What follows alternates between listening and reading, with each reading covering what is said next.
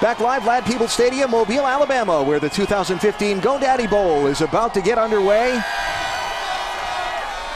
A lot of enthusiasm here in town all weekend long for the supporters of both of these teams. A look at our keys to the game now from Franklin American Mortgage. Well, the big thing in this ball game is to win on first down, Alan, because that leads to success on third downs, which obviously is equally important. And you have to get defensive stops. Both these teams, high-powered offenses. One stop could be the difference, and then the turnover battle. These teams are a little rusty. They're coming off quite a long stretch. Toledo hasn't played since late November. They've got to be able to take care of the football. So the Rockets will kick, and Arkansas State will get first shot at the ball. What was originally forecast to be a rainy, cold night. I know a lot of the country's feeling the cold, but it's turned out to be a beautiful 54 degrees here in Mobile, and we're underway in the GoDaddy Bowl. Blaze Taylor will take a knee, and the Red Wolves will start with the touchback.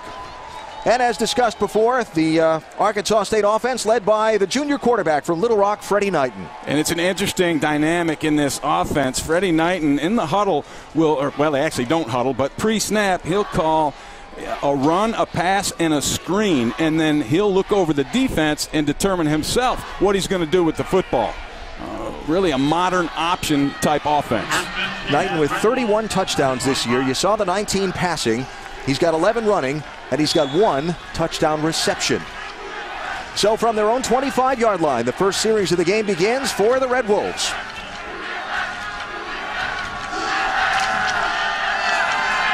Ball's loose on the ground. Toledo, well, it's still loose. Now the Rockets fall on it for a touchdown. How about that for a start? Trent Voss ends up falling on the football in the end zone for a touchdown for Toledo. Freddie Knighton tries to run the option early on here, and the ball gets spit out. Trayvon Hester, the defensive lineman, is the guy who shoots through, and he's going to be the one who hits Freddie Knighton. You see him just with the left hand knocks the ball out, and then it's a mad scramble for the football. Thought they had it right there, but Voss, the junior linebacker, ends up falling on top of it. Got it before it tumbled out of the back of the end zone. So one play and 6 points on the board for the Rockets. And now the point after try by their senior kicker, Jeremiah Detmer. He's a good one. Matt Campbell, the head coach for Toledo, looks like he's ready to play.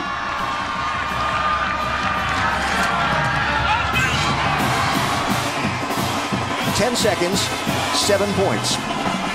How about that? The Toledo defense, you know, one of the keys we talked about, Alan, was forcing turnovers, and it didn't take them a whole long time to get that done. Trayvon Hester, the talented, instinctive nose tackle for Toledo. He's the guy, watch him right here. He's going to get that penetration up the field, and with the left hand, he's going to knock the ball right there, reaching across Freddie Knighton. He's running the option to the edge, and then the mad scramble for the football ensues. That's just a good defensive play. Now, the turnover battle was something both coaches mentioned to us in our meetings with them. And a turnover that results in 7 points 10 seconds into the game is big for the Toledo Rockets. Definitely will set Arkansas State on their heels here. Now they get the football back again and try for a little redemption.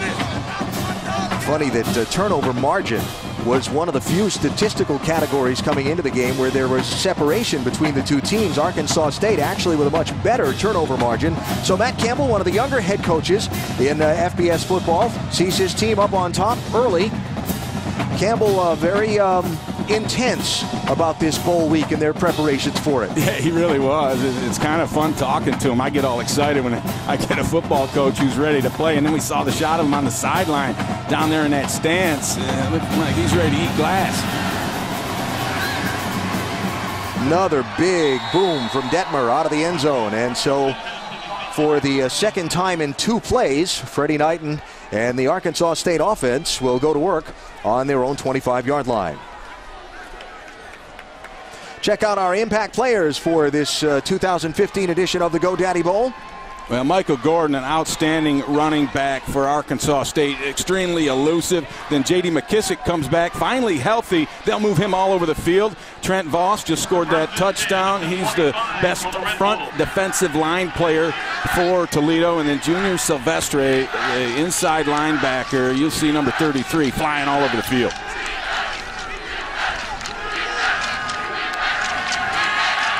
Knighton throws. It's a lateral. Reception on the outside. And good yardage initially by J.D. McKissick. Junior Silvestre knocks him out. You talked about them trying to find ways to get the ball in the hands of the redshirt junior A-back. Yeah, and that's what they do a lot with him. They'll motion him across, throw that quick flare to him. You can see what he can do after he gets the ball. Second and short. Coming this way, Michael Gordon looking for some running space. He's got first down yardage and more out across the 45-yard line. Gordon, the Red Wolves version, just like Kareem Hunt is for Toledo, of a star running back. He is so good in space. Almost impossible for the first man to get him down. See how quickly the Red Wolves come back to the line of scrimmage. They are one of the fastest moving offenses in all of college football. Near side again for Gordon. He'll cross midfield, get knocked out of bounds by DeJuan Rogers for Toledo, and the Red Wolves move quickly into Rocket territory on this offensive possession. There's Blake Anderson, the head coach for Arkansas State, his first year with the team, former offensive coordinator for North Carolina and Southern Miss. He talked to us about building a monster in reference to his program. That's what he's trying to do. Far side, that's Johnston White, the second of the running backs for the Red Wolves. He'll have a little bit of room around that far side, about 3. And quickly back to the line comes Arkansas State. And that was enough for the first down. Chaz Whitaker makes the stop, and you're going to see Arkansas State attack the perimeter of this Toledo defense all night long. They feel they have the advantage in team speed. Knighton to throw. Looking downfield, got a man who's into the open and headed toward the end zone. Booker Mays with a touchdown for Arkansas State, 44 yards. How about that for an answer from Arkansas State and Freddie Knighton, who fumbled the first snap of the ball game, which led to a Toledo touchdown. He is able to take it back the next drive, and this is what I call a pop pass. A little play action, and it's all on Freddie Knighton. He's going to read the safety. If the safety commits to the run, he'll pull that ball out, and he's the only one who knows he's going to turn that play from run into pass. Point after try by Logan Spry, the walk-on kicker for the Red Wolves, who's only been kicking for the final 2 games of the regular season. He knocks that one through, and the ball game is tied in 1 minute and 20 seconds after the fumble. It turned into a Toledo touchdown. Did we say something at the beginning of this about seeing a lot of points tonight? Yeah, I think it's going to roll up pretty good because both these offenses are outstanding. Freddie Knighton getting that ball out quick. Booker Mays breaks the tackle to the house, and we are all tied up here early on. And we go down half of this one are any indication. We're in for a whale of a show here tonight. This is going to be a lot of fun. Toledo averages 34.4 points a game. Arkansas State 36.1. And they both put a lot of points on the board. Ball has fallen off the tee a couple of times, so they'll have to have somebody hold it now. And it's really not that windy. And it gusts up once in a while, but you can see the flag kind of lazy, just a little breezy. And Ferguson opts for a holder. Luke Ferguson handling the kickoff duties, the junior from Jonesboro, Arkansas. Keyshawn Wilshire back deep for Toledo. Short kick. Wilshire will take it at the 14. Hello. Big hit by Frankie Jackson. Jackson, starting outside linebacker, playing on some special teams for Arkansas State, and he just came flying down the field with his hair on fire and takes out the knees right there of the return man, Wilshire. Bam. That's Russian judge gave him, I believe, a 8.7 on that flip. So here's Logan Woodside, the sophomore quarterback for Toledo, taking his team to business for their first offensive possession. They start at their own 24.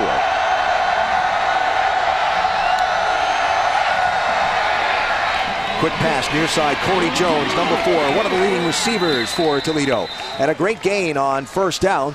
They will move the chains with a gain of 11. Logan Woodside, the quarterback for Toledo, injured an ankle late in the year and hobbled around on that. But you see the numbers in the time that he was out there. 19 touchdowns, only 7 interceptions. Here's Kareem Hunt with his first carry of the game.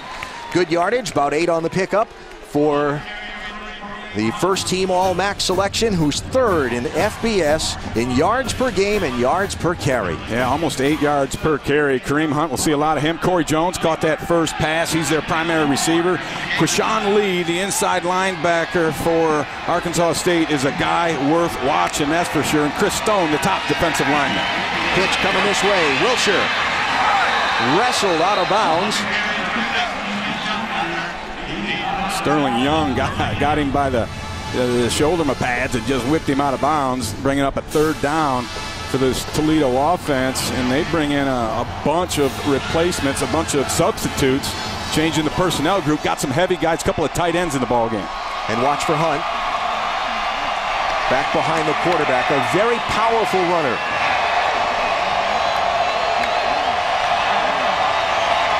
Here he comes. Look at the yards after they're onto him.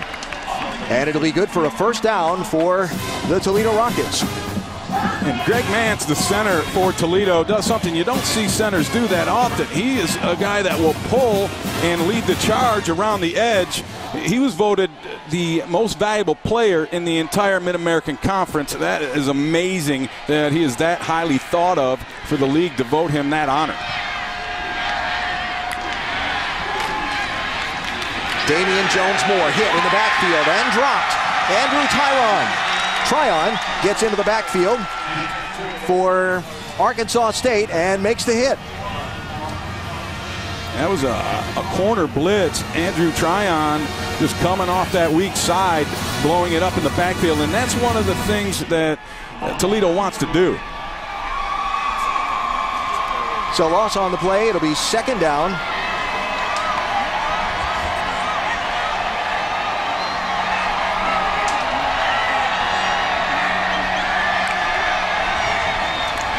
And Woodside to throw. Dumps it off. Jones-Moore coming near side, chased down from behind by Quashawn Lee, who makes the stop. Gain of 6, brings up 3rd down and long. Downstairs to Quint. Alan, there is a significant size advantage on this field in terms of Toledo's offensive line against this Arkansas State front.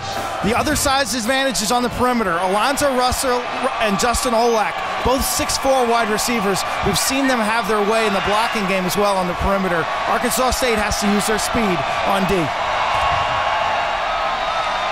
Empty backfield. Woodside throws far side, incomplete. It'll set up 4th down. And he's trying to hit Dwight Macon on a comeback route, and he had him wide open. Just an errant throw from Woodside. The timing off a little bit on that comeback route.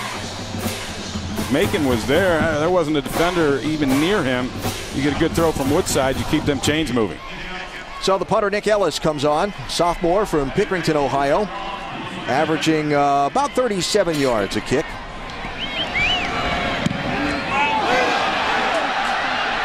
And that is not going to be his best effort. Kind of off the side of his foot. See where they mark this thing, but not a very good punt to start things out for Ellis. So 34-yard line is where Arkansas State will take over. Just an 18-yard kick. Well, we know who the contestants are now in the national championship game. Marcus Mariota, the Oregon Ducks, and Urban Meyer's Ohio State Buckeyes. The national championship presented by AT&T. Oregon-Ohio State, January 12th, a week from Monday at 8:30 Eastern on ESPN. Kind of amazing. Both the lower seeds won those semifinal contests. So Freddie Knighton on the keeper, the quarterback for Arkansas State. Good yardage on first down, get him about 6. DeJuan Rogers with the stop for Toledo. This offense is built to go extremely fast. They do a lot of different things. It's led really by the center, Tyler Grieve. They call him the engine. And as soon as the play's over, he's sprinting to wherever the ball's set up to get lined up immediately so they can go again. Knighton throws, looking deep again. Near side, adjusting and trying to come back for the ball. Dijon Pascal, the redshirt freshman wideout. Ball is knocked down and incomplete. And it'll set up third down for Arkansas State. Hey, Quinn, we're talking about the wind down there. Maybe it feels a little different at field level than it does up here. Yeah, it's picked up quite a bit, probably about 10 miles an hour, and that was a wounded duck directly into the teeth of the wind that seems to be getting stronger by the minute. Knighton throws, tipped, knocked down, incomplete, and it'll bring up fourth down for Arkansas State. Kenneth Rames, the tight end, was the intended target. And that's a big stop for the Toledo defense. They can kind of get a nice little 3 and out and go over there and sit down and rest, because they're going to be put to the conditioning test. That's one of the concerns that a coach has after that long layoff. You're going to work your guys to keep them in shape, but there's a thing called game shape, and the only way to get there is to play, and they've been off over a month. Arkansas State known for running trick plays on special teams. And they came up with the fainting goat. Now look at the offset formation. Ferguson boots it. Fair catch signaled for and made by Corey Jones. And a 37-yard punt. Flag just hit the field. And we'll check and see what the penalty call is. But for the moment, the ball positioned on the Toledo 23-yard line. Well, Corey Jones gave a little bit of a headbutt to one of the Arkansas State players after the play. I'm not sure if that's what they're going to call here. It looked like a friendly hello to me.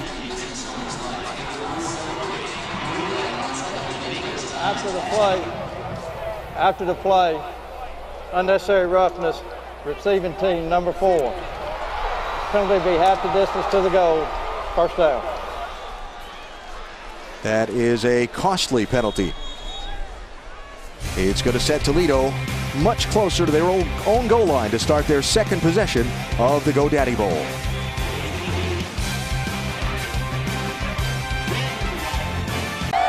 So instead of starting at their own 23, Toledo now going to start at their own 12-yard line after the unsportsmanlike, the unnecessary roughness penalty. Logan Woodside to throw, near side, hits Kilshawn Wilcher, and he's hit and dropped by 48, Quashawn Lee of Arkansas State. Yeah, I want to show you the penalty that was called. We haven't had a look at it yet. Now here's Corey Jones. He makes the catch, and Xavier Woodson's kind of in there. I don't know if he said something to deserve the little love tap there with the headbutt, but the officials obviously are not going to let this one get out of hand. They called that one right away. Tripp says he tries to catch the ball. That was a little bit behind him. That's going to result in a loss on the play and set Toledo up with 3rd and long. And so far, Logan Woodside seems to be a little bit off to me. Maybe it's adrenaline, maybe it's the time off, but we've seen him be inaccurate with a couple of easy throws, and generally he's a very accurate quarterback, hitting on 61% of his passes in the course of the season. They need the 22.5 for a fresh set of downs.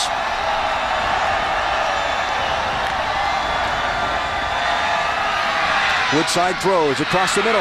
Yards after the catch. It's Alonzo Russell, the big receiver. Ball on the ground. Kareem Hunt. Johnny on the spot. Picks it up.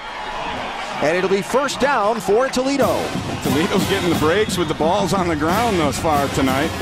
Russell makes the grab over the middle as Toledo gets into their hurry up. They like to do this after first downs. Woodside throws, far side, Wilcher. Nice first down gain there for the Rockets.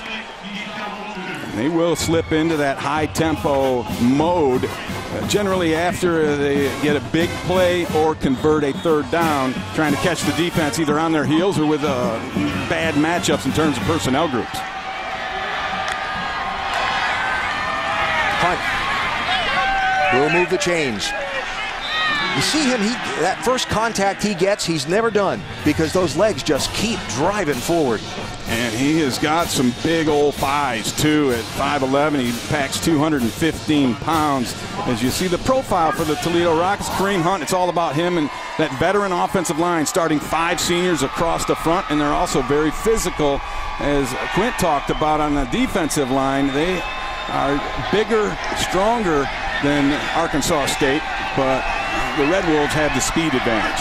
Hunt out of the game for a breather. Damian Jones-Moore is the setback. And the ball carrier. Trying to grind a couple out.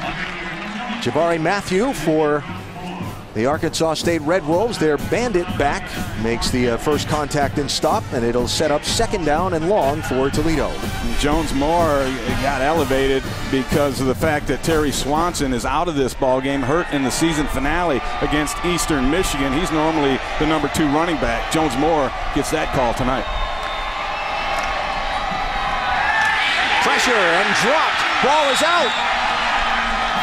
And they're going to signal it down, but pressure in the backfield, and Logan Woodside hit on 2 sides. Clifford Thomas with the contact. And they come off the edge, and you're just going to get a win by the pass rusher for Arkansas State. It's Try on the corner. There's no wide receiver on that side, so he just becomes a free player, blitzes off the edge, and beats the tight end. Long third down situation here.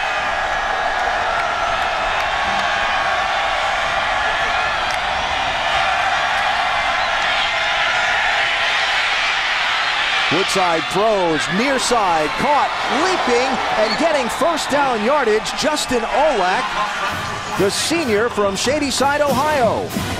That's a pretty good example of athleticism for a 6'4", 220-pound receiver. And there's Woodside throwing on the run. Looks like he's getting into a little rhythm now. So across midfield, and Kareem Hunt back in the game with the ball. Flag is down. Hunt's not yet. Finally dragged down on the outside, but we'll check the penalty. Andrew Tryon, the tackler for Arkansas State.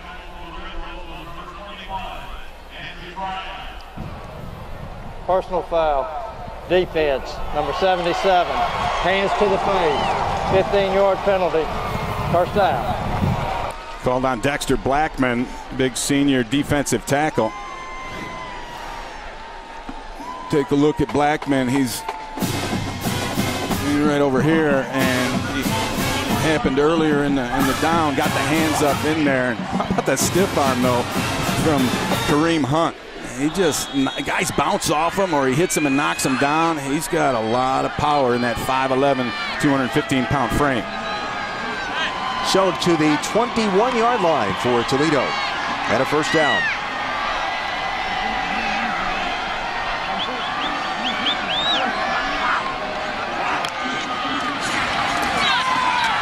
Woodside throws off the fingertips of Dwight Macon, and incomplete. Had him.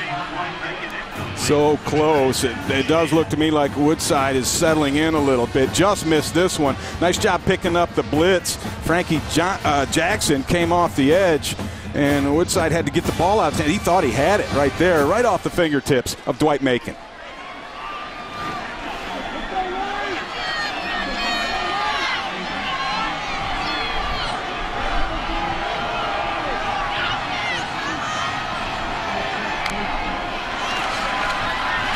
Woodside throws again. Digging toward the goal line, Alex Smolik. He'll get knocked down with a fresh set of downs. It'll be first and goal, Toledo. This is that pop pass I talked about earlier, and Toledo does the same thing. Logan Woodside, the quarterback, he's got a run and a pass called in the huddle. He reads the secondary and gets the ball out after the run fake.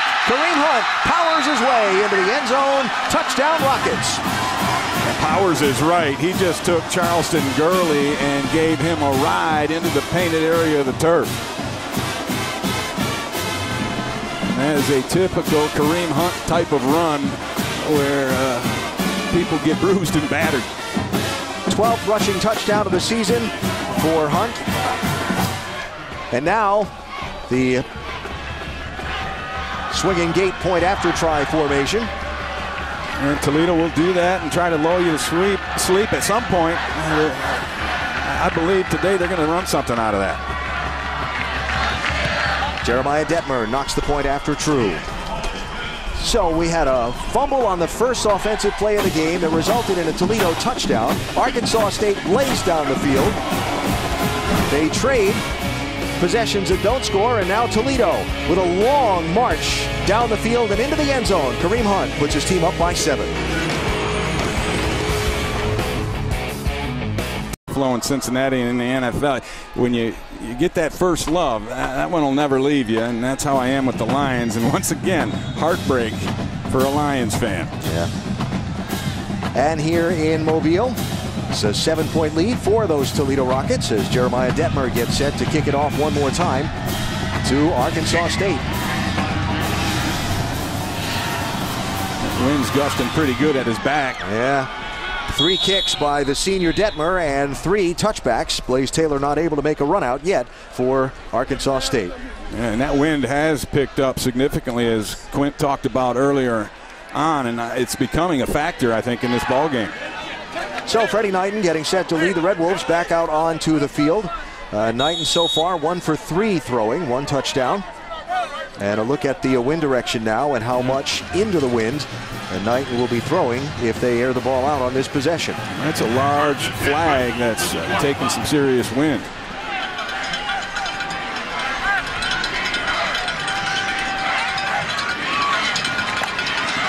Michael Gordon. No, Knighton keeps it. And a nice play through traffic to trip him up and knock him down with no gain. Trent Voss, the outstanding defensive front man for Toledo, with the stop. And Voss is kind of assigned to Freddie Knighton in this ball game. He'll be a spy in passing downs on Knighton, and he'll also be responsible in a lot of that option stuff for the quarterback. Voss right up top here in this particular play. Dump it inside. McKissick gets some, but not all of what they needed. About 4 on the pickup, and it'll bring up 3rd down. And one of the things that the Toledo defensive coordinators wanted to do was force Arkansas State into 3rd down plays. And that was vital for him. I'm talking to Coach John Haycock, the defensive coordinator. So we spent a lot of time on our 3rd down package. Now we just got to get them into 3rd downs, and they have right here. If you were with us earlier, you saw how quickly Arkansas State can move down the field. The 3rd down throw, far side, is caught. And a nice leaping grab. Trez Houston with the reception. Houston has a problem over there. There are players still locked up. Yeah, he didn't consider himself being down. I'm not sure why, because he had a defender, Trayvon Mathis, laying over top of him. Well, that's going to come back too. That one's going to be looked at. Yep. And I would say if you're in the NFL, Houston might not have considered himself down, but the previous play is under review.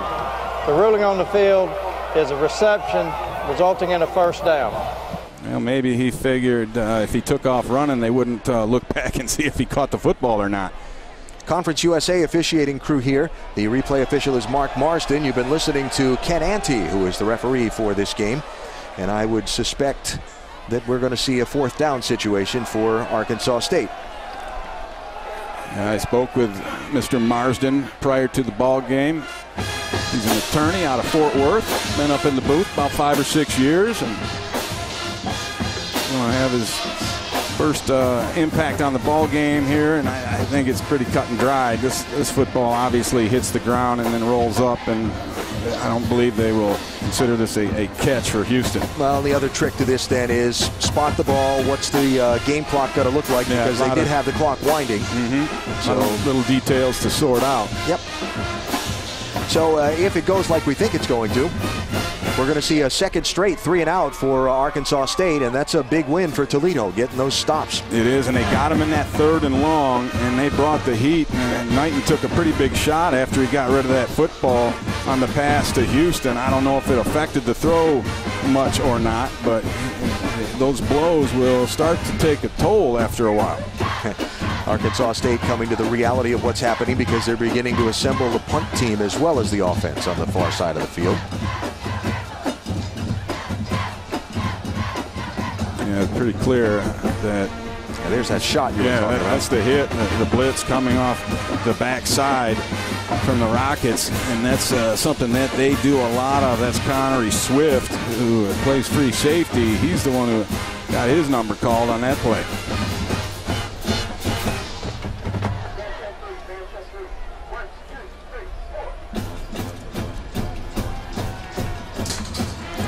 Houston, the leading receiver for the Red Wolves. 51 grabs on the year coming in. So Blake Anderson and Matt Campbell waiting for the outcome of the decision. And again, I'm fairly sure most of what they're doing here is checking the spot, checking what the game clock should actually be reset to. And we get the verdict. After review, the ball hit the ground prior to the receiver getting possession. It'll be 4th and 6. Please reset the game clock to 4:02. 4:02. So second straight 3 and out for Arkansas State. Quint?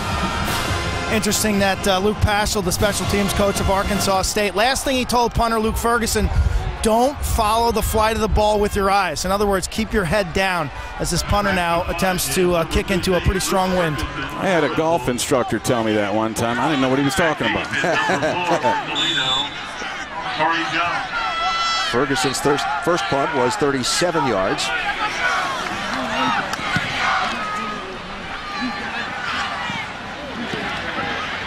And ball is going to roll out of bounds at the 30-yard line, and that's where Toledo will take over a 41-yard punting effort this time for the Red Wolves.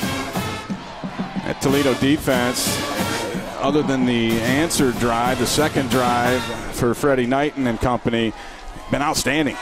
Thrown a couple of 3-and-outs at them. They've been able to stop the running game, forcing the Red Wolves into 3rd and longs, and then lighten them up with the blitz package. Yeah, just 3 first downs in the game for Arkansas State versus 8 for Toledo. So Logan Woodside back out on the field with the Rockets offense, going to work on their next possession. Kareem Hunt in the backfield with him. And they go to work with a 7-point lead.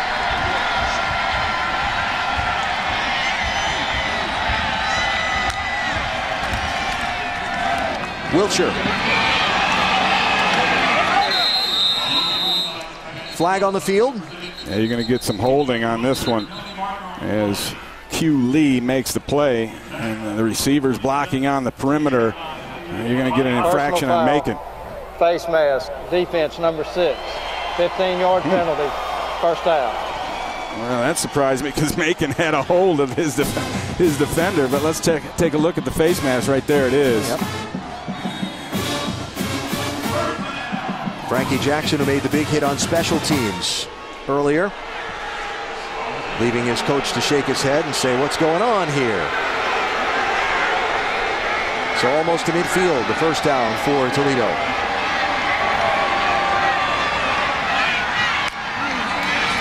Woodside, 10 for 12 throwing, make it 11 for 13. Alex Smolik trying to grind out some extra yards. It's going to be a nice 8-yard pickup on first down and set up 2nd and short. Woodside, you talked about earlier, maybe looking a little shaky on the first possession, but has settled down really nicely. He really has, and he's getting some really good play calls from offensive coordinator Jason Kendall. That time they threw the pass totally away from an overload blitz from the Red Wolves defense into an open area. Good play call. Little check with me.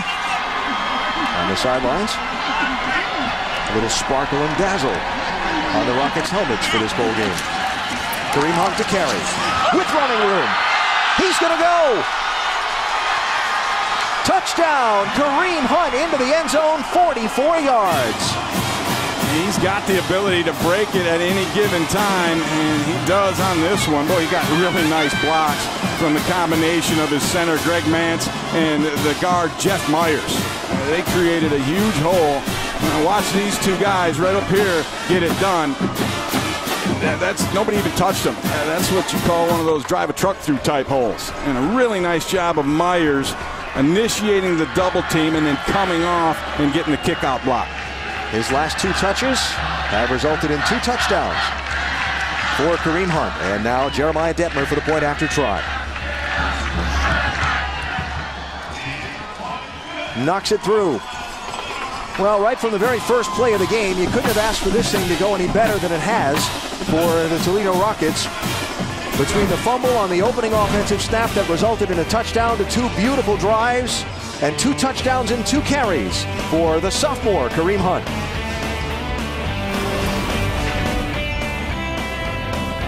He's ahead of his own pace even right now.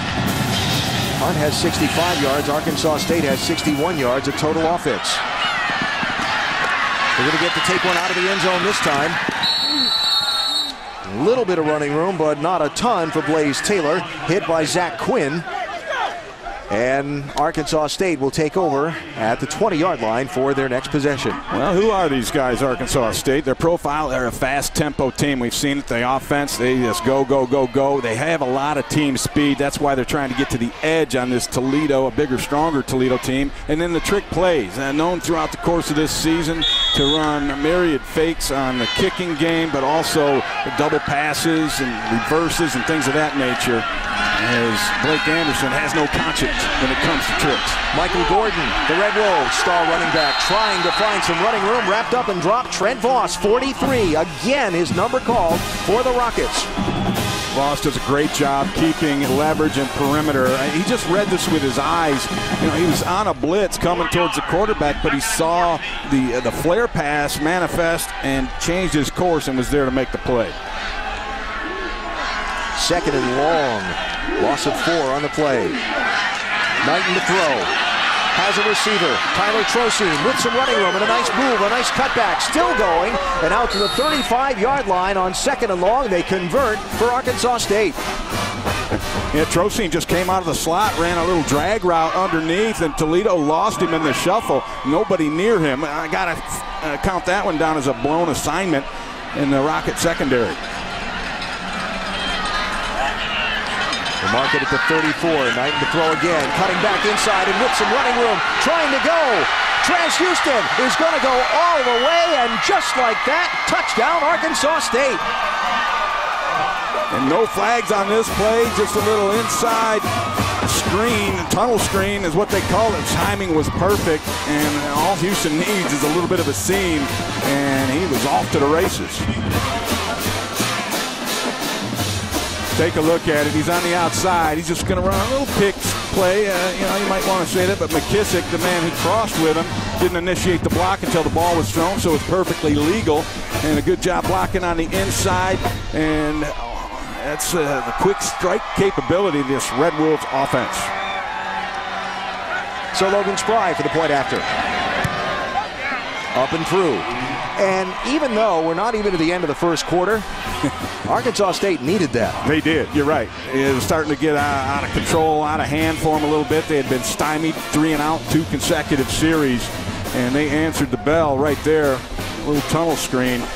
Another big block on that came from Tyler Grieve, the 5th-year senior center, who the coaches tell us is just a classic overachiever. He walked on. They never thought he'd amount to anything, and he ends up being a leader and a good offensive lineman on this team. As you see the explosive plays, and the yardage just kind of got a lot closer there after that one. Yeah, fast strike.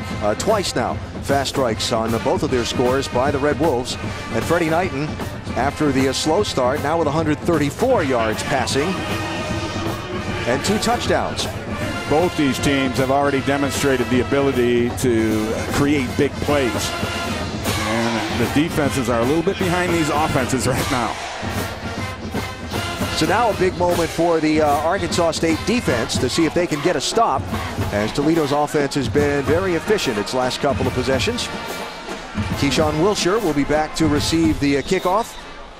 And the ball again off the tee with that strong wind blowing down at ground level.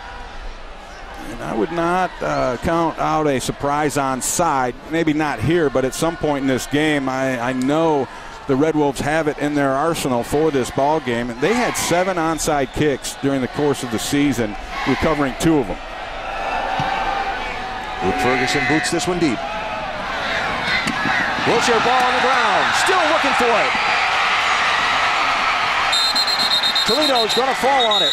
Boy, they're getting every loose ball right now. Things are rolling towards the favor of the Rockets. And this could get out of hand here. Yeah, it's a melee right now. They're trying to get the football. Someone's got to settle Pringle down at number 36 for Toledo. He finally got tossed out of the saloon. They're still rolling around for it on the ground.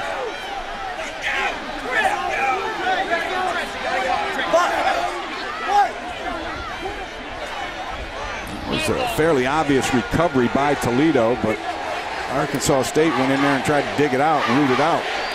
Cody Thompson on the recovery for Toledo. And Matt Campbell having to get his team back on the bench. He went from head coach to get-back coach right there real quick. Yep. All of a sudden, tempers have gotten very heated. And both sides getting after it a little bit. And Coach Anderson has a couple concerns. He didn't like the way Toledo went after his guys after that scramble for the fumble. Here it is. You said the kicker booted it. Well, so did the return man, Wilshire. Yep. Now watch for 25 in white, right there. Thompson clearly has the football, and you see Blaze Taylor trying to rip it out. That's when things got a little crazy. So Toledo ball at their own 16-yard line.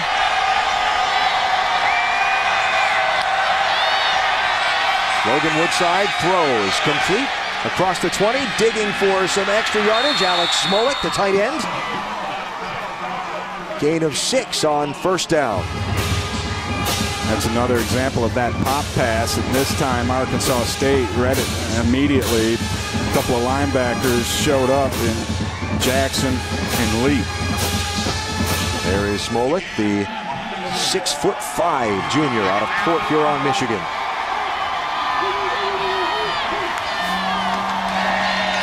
Kareem Hunt. Lots of yardage on that one. Took a couple of Red Wolves to bring him down. In fact, 2 of the Arkansas State best tacklers, Xavier Woodson and Krishawn Lee, had to wrestle him down. You are not going to arm tackle Kareem Hunt. I mean, that just isn't going to happen. He's just too powerful, and he just waded through a whole mess of Red Wolves. 14 yards on the last carry. Going for more here. Still on his feet. 1, 2, 3, 4 of them around him to finally wrestle him down. He has a great knack for running the zone. I talked to the offensive coordinator, Jason Candle, about it. As far as when to cut up field, put the foot in the ground, and go north and south, boy, he's coached up extremely well on how to handle that. Not going to get another play off before the quarter runs out. Well, from the very first offensive play of the game, it's been pretty wild here in the GoDaddy Bowl. And after one quarter of play, it's a 7-point game. Toledo leading Arkansas State. Alan Bestwick, Ray Bentley, Quinn Kesenick, and our ESPN GoDaddy Bowl college football crew. Wild first quarter, long first quarter. A lot happened, a lot of points. You and I used to call arena football together, Alan, back in the day. I think we're still doing it. Throwing the ball all over the place, and defense is hard to come by. And high-scoring, explosive offense. Bowl record for most points in a quarter was tied with that first quarter. Double pass, maybe? No. Yeah, I was looking for more. Justin Olak knocked around, but enough for first down yardage. Freddie, not first down yardage, about halfway to it. 5. It'll be third down and 5. And Freddie Jackson with another big hit on defense. And that will go down as a run play for Toledo because that was a lateral. That was definitely a backward pass from Woodside to Olak.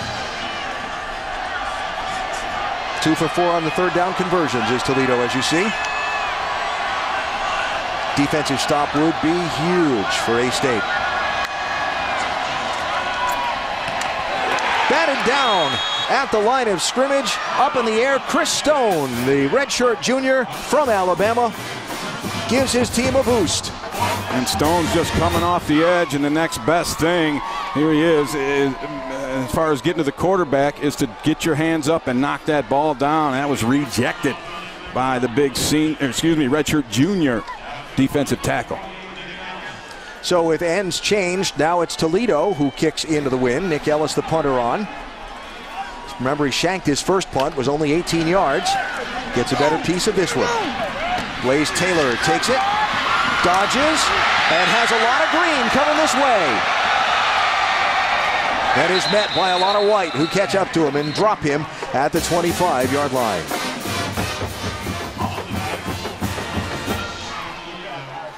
How about this? Taking the ball pinned against the sideline. Showed you some nice little footwork there. Dancing back and forth along that sideline and cuts it back in to where there were some unfriendly people to meet him. 42-yard punt, 9-yard return.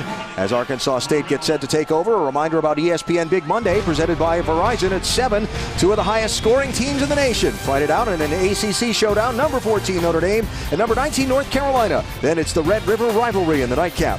The Sooners and the Longhorns, Monday on ESPN. Good first down keeper by Freddie Knighton. The Arkansas State quarterback knocked down by Ray Bush after an 8-yard gain, 2nd and short. Yeah, and they're optioning Voss right here on the edge. And he kind of gets caught in no man's land. His eyes deceived him. He thought the back had the football and missed out on the quarterback. Not much running room for Michael Gordon, and for as much as we've talked about Kareem Hunt in this game, Gordon leading this team in rushing over 1,000 yards despite missing 2 games injured, leads the team in scoring, and yet he hasn't been able to find very much room. Only got 15 yards on 4 carries in this one so far. Got to give the Toledo defense a lot of credit right now. They have shut down the run game. Arkansas State averaging just 1.1 yard per run. However, the good news for the Red Wolves, 19.1 on pass plays they're averaging. Here comes Gordon. Not going to get to the sticks for first down yardage. Swarmed on by about half the front side of the Toledo defense. They just came flying in. You got a couple of linebackers showing up there, and Bush, the number 55, he chases this down from the backside. That shows you some good athleticism and ability to chase it on good angles. And the physicality up front. You saw them just moving the Arkansas State offensive linemen off the blocks. That was one of the keys to the game for Matt Campbell and his Toledo side, was win the physical battle with their lines. They felt they had an advantage in the pit play on both sides of the ball. They are jamming up the run thus far, that's for sure. So Ferguson with the boot. Fair catch called for and made on its 2nd attempt after the juggle there by Corey Jones. 3rd 3 and out for the Arkansas State offense in this series. It's time to loosen up that defense, try to hit a home run. The guy they like in that is number 9, Alonzo Russell. Here comes Hunt motioning back into the backfield. Right on cue. Looking for Russell, overthrown and incomplete. 2nd and long. The quarterback position has been a journey for this Toledo team throughout the season. They started the season with Philip Ely, the transfer from Alabama, but he was injured in the Missouri game the 2nd week of the season.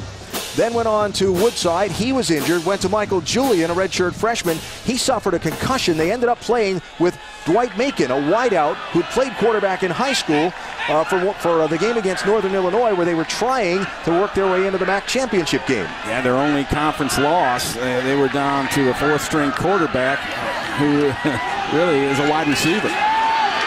Nice pursuit there by Chris Stone, 42 of Arkansas State, to drop Kareem Hunt for a 4-yard loss. Talking about that Northern Illinois game that was on November the 11th. There's Michael Julian. Right.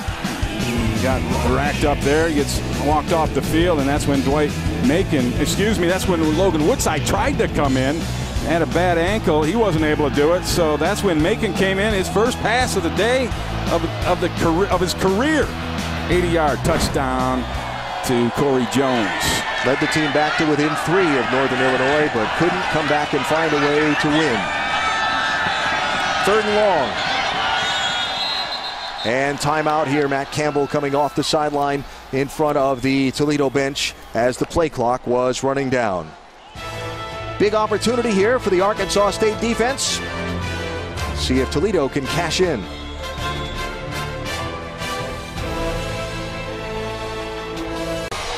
So we'll see if Logan Woodside, the quarterback, can make it happen again.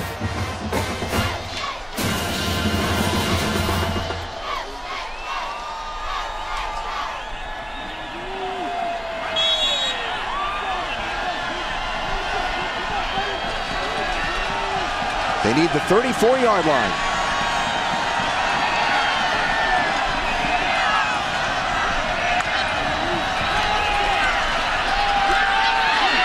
Pressure. Down he goes. Looked like Chris Stone was the first one to get there, and then he had a whole lot of help and company showing up. And Woodside's got to get that ball out of his hands. To me, he had plenty of time, step up into the pocket, and if it's not there, just let that thing go and throw it away, throw it out of bounds. Instead, he takes that sack. As Stone just backed up, Storm Norton right into his quarterback. And then Odom showed up and finished the thing off. So 4th down, and punting from his own end zone is Nick Ellis. A little swing in field position here. And Taylor gets the fair catch just on his own side of midfield. 43-yard kick for Toledo, and Arkansas State going to have some fabulous field position with which to try and tie this ball game up. And their defense did the job right there, and that's a good sign for Blake Anderson. You saw him all fired up, trying to get those guys going. I talked about how with these two teams having high-powered offenses and scoring a lot of points at defensive stops, we're going to be money in this game. Yep, getting penetration. That was a little corner blitz. They've had a lot of success when they've had penetration and they're able to get upfield. Q Lee with a big hit out on the perimeter there as well. So Freddie Knighton and his team scrambling around. And minimizes the damage. Nice pursuit in the defensive backfield. Allen Covington with the pressure on the quarterback to send Knighton scrambling. And Knighton avoided a big loss. He's actually faster than I think he gets a lot of credit for. He almost got the edge there. So 2nd and 10. J.D. McKissick sitting right here. I usually like to get him involved when he's in a different position other than wide receiver. Souls. He didn't have the ball spotted properly, I think. It was off by a yard, and the umpire noticed that. Jumped in, Greg Adams did, and took care of the business.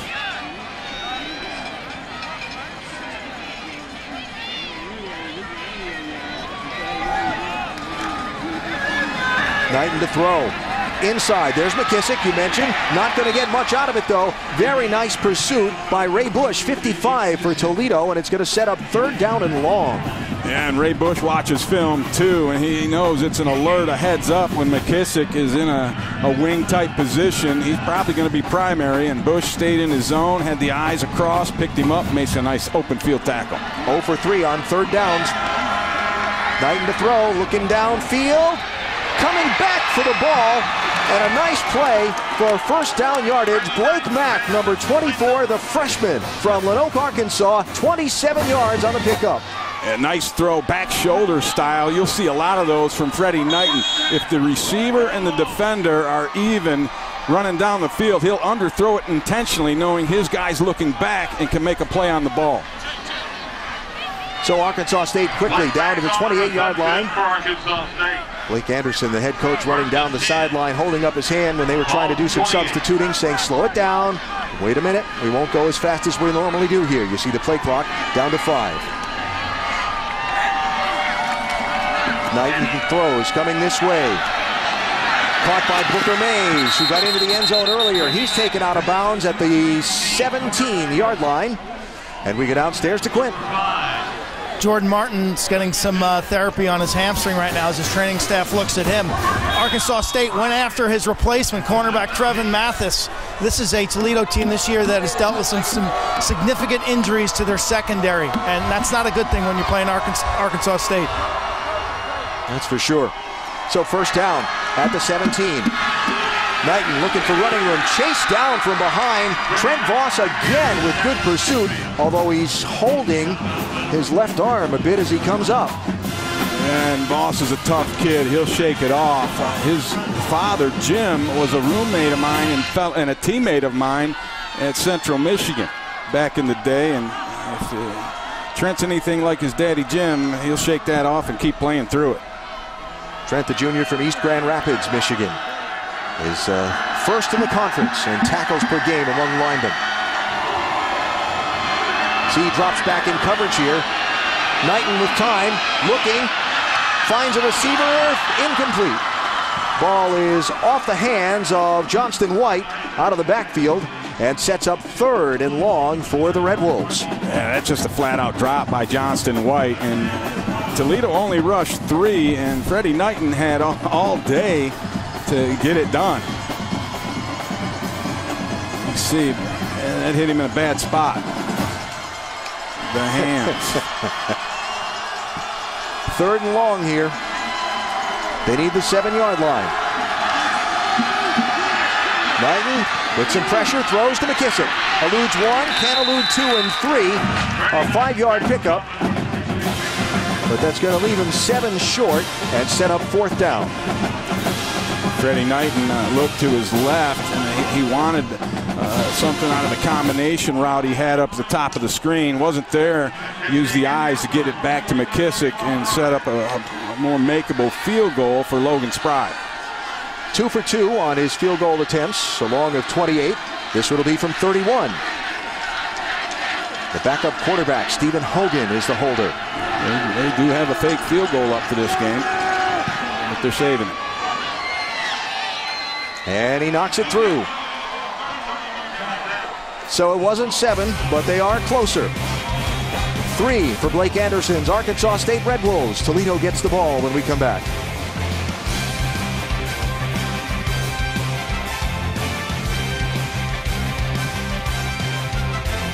Associated with GoDaddy. Driver of the GoDaddy Chevrolet in the NASCAR Sprint Cup Series. GoDaddy spokesman, Grand Marshal of a Mardi Gras parade, Danica Patrick. Great to see you here at the ballgame. The Mardi Gras parade was pretty fun. You throw beads and moon pies. I mean, I tried the moon pies and they're really good. Have you guys tried them? They're in our hotel room every night, actually, on the pillow. Well, I don't have that hotel room, unfortunately.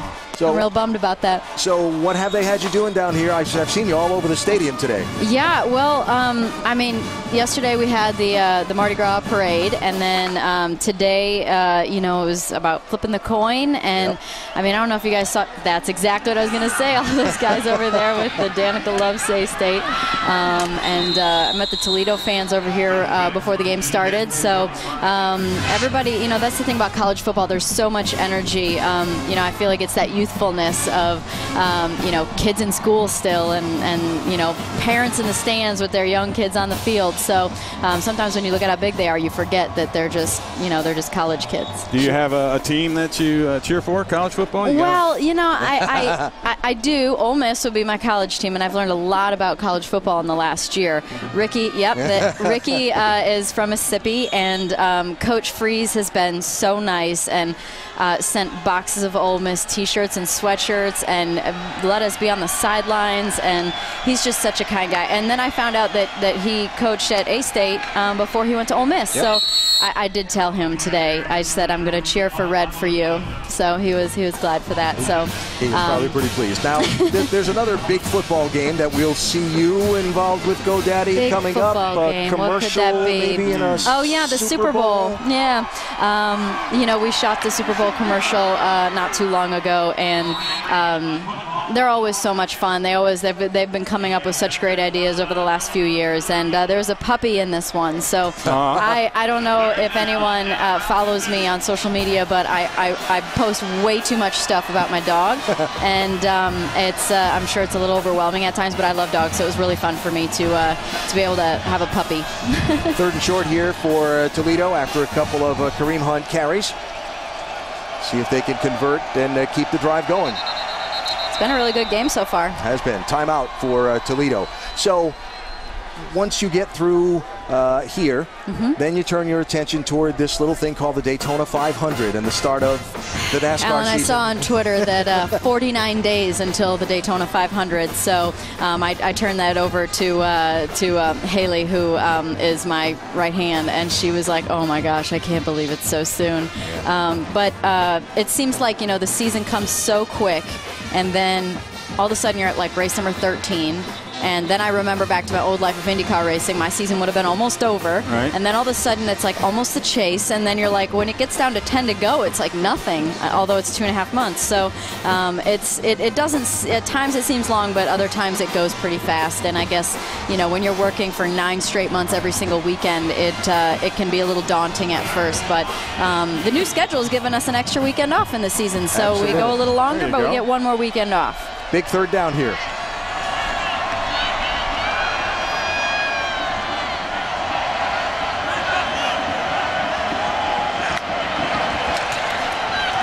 Hunt pushing for 1st down yardage, and he's got it. for the Rockets. You've been on this whole journey the last couple of years, from establishing yourself as an IndyCar driver, the Indianapolis 500, and then the transition to NASCAR, and GoDaddy has been with you for a lot of this journey. I know your relationship there is pretty deep. We go back to 2007 and actually the end of 2006, and when I moved to Andretti Autosport back in IndyCar, and then they followed me. Actually, they went to NASCAR before I went to NASCAR. GoDaddy sponsored Junior and Mark Martin, yep. And it was a great sort of introduction for them into NASCAR, and obviously it's such a huge audience, and it made the transition easier for me as a sponsor that's already involved, and we've had a great relationship. They've been,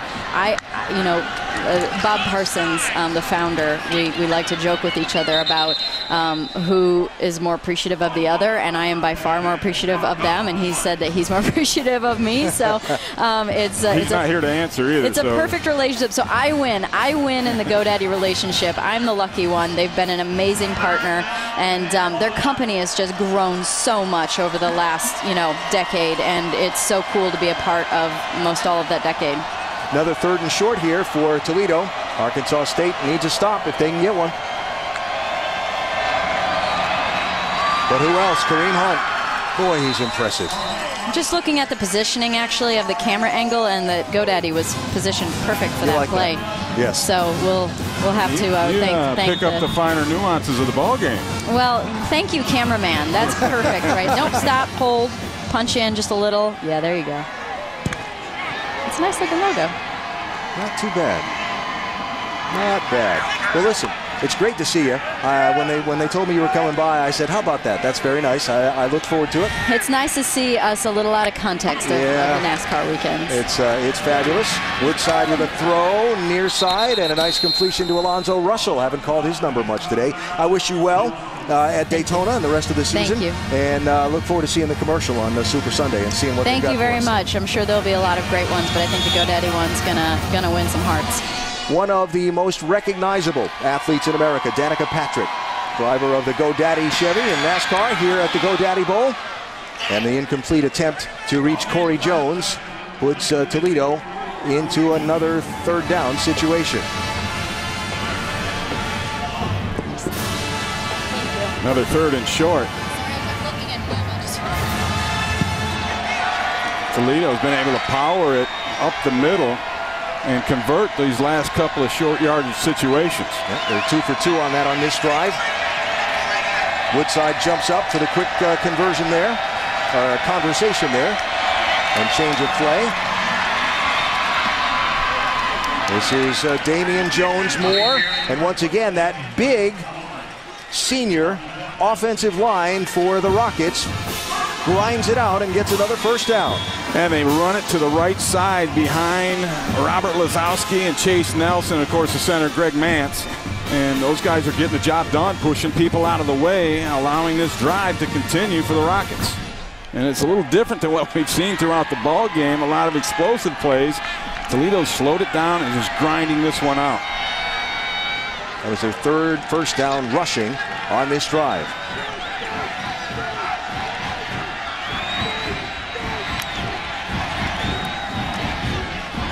Hand off to Jones-Moore again. Not going to get much on that one, and is finally pushed out backwards. Monty Hunter, the safety, comes up from the defensive backfield to make the hit. 27 for the Red Wolves. And Monty Hunter flying up from that safety position, getting involved. Torrey Hunter's son. Yep. So he's got 3 sons playing college football.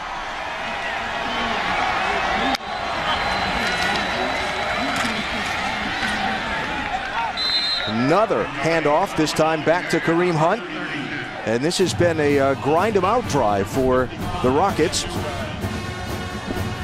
And they have, you're right, grinded out 8 rushes, just 2 passes on this drive. Most of the runs coming between the tackles as Toledo trying to make a physical statement here late in the 2nd quarter. And you see Hunt already up over 100 yards rushing on the day. There's the play selection so far for the Rockets. This one going to be 3rd and on the longer side. Might have to go to the air here. And they will. Woodside throws inside, but hit and dropped Alex Smolik with the reception, but Charleston Gurley just back from being injured with the hit and the big stop to set up 4th down and short. And the tight end's going to just drag across the middle. Woodside initially looked down the field. He wanted the deeper route to get the 1st down. That wasn't there. Had to drop it down and brought up a 4th down. Well, Toledo tried to line up and go in a hurry, and Arkansas State said not so fast. And Blake Anderson jumped out to call the timeout. Big 4th down coming up.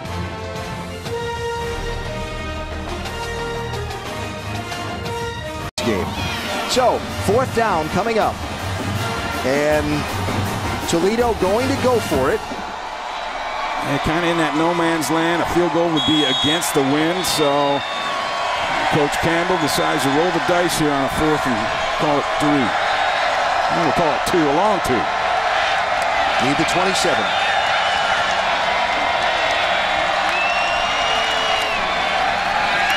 Hart's got it and more.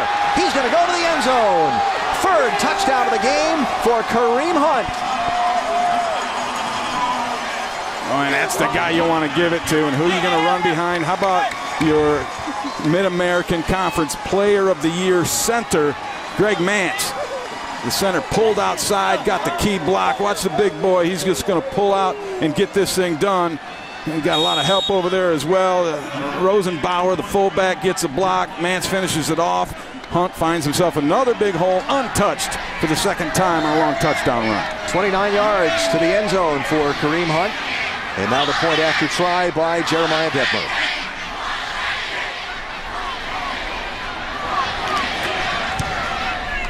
Nice job handling a low snap by Nick Ellis, the holder.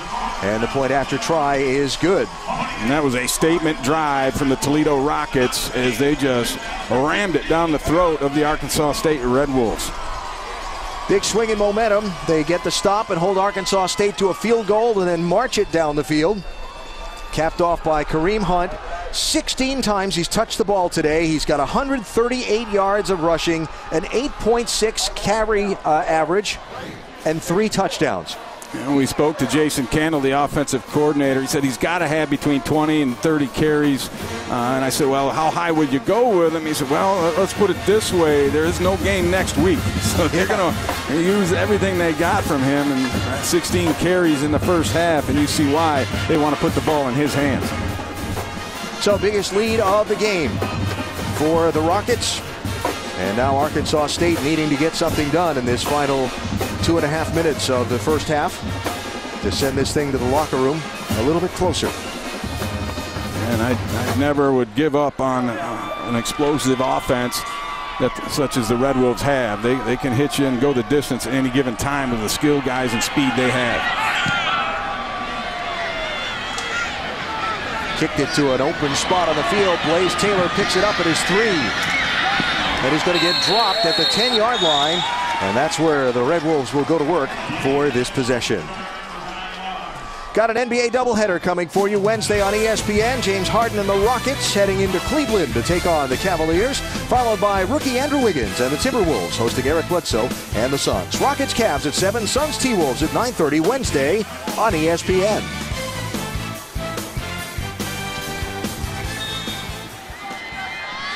So Freddie Knighton and the Red Wolves getting ready to go to work. You see their selection of plays so far. They've had far more success through the air than they have on the ground. Yeah, 1 yard, 13 rushes, 13 yards.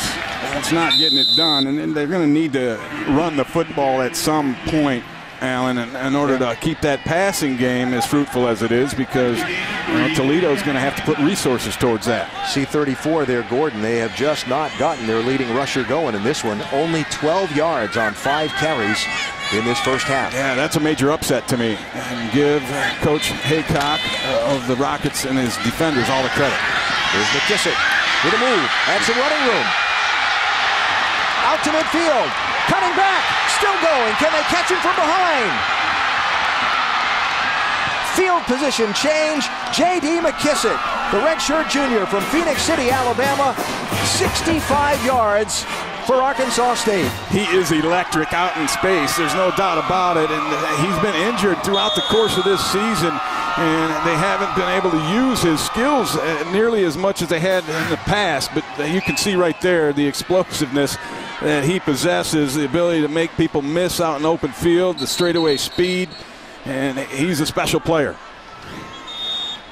And that's what I was talking about, Alan, and never giving up on these Red Wolves because of the explosive kind of players they have. And McKissick, of course, is one of them. But, you know, Michael Gordon, we haven't really seen him bust out yet, but we saw Trez Houston bust one out. And speaking of getting busted, the chains need the backup crew out here. Yep, bring them on out.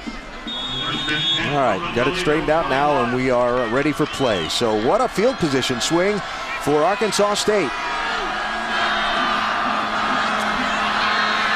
Knighton drops it off, but nothing doing there, and in fact dropped for a loss. Michael Gordon just can't get anything going. No, Trent Voss just playing an outstanding ball game all over the field. That time he had the coverage. He kind of looped in behind in that spy mode, and that's his job. Pick up anything else that sneaks out of there, whether it be a quarterback scrambling or a screen pass like that, and he stopped it in his tracks. Knighton hit. Ball pops right into the hands of Alan Covington. Can he go the distance? If he doesn't run out of gas, he can. The big fella with a 67-yard turnover touchdown.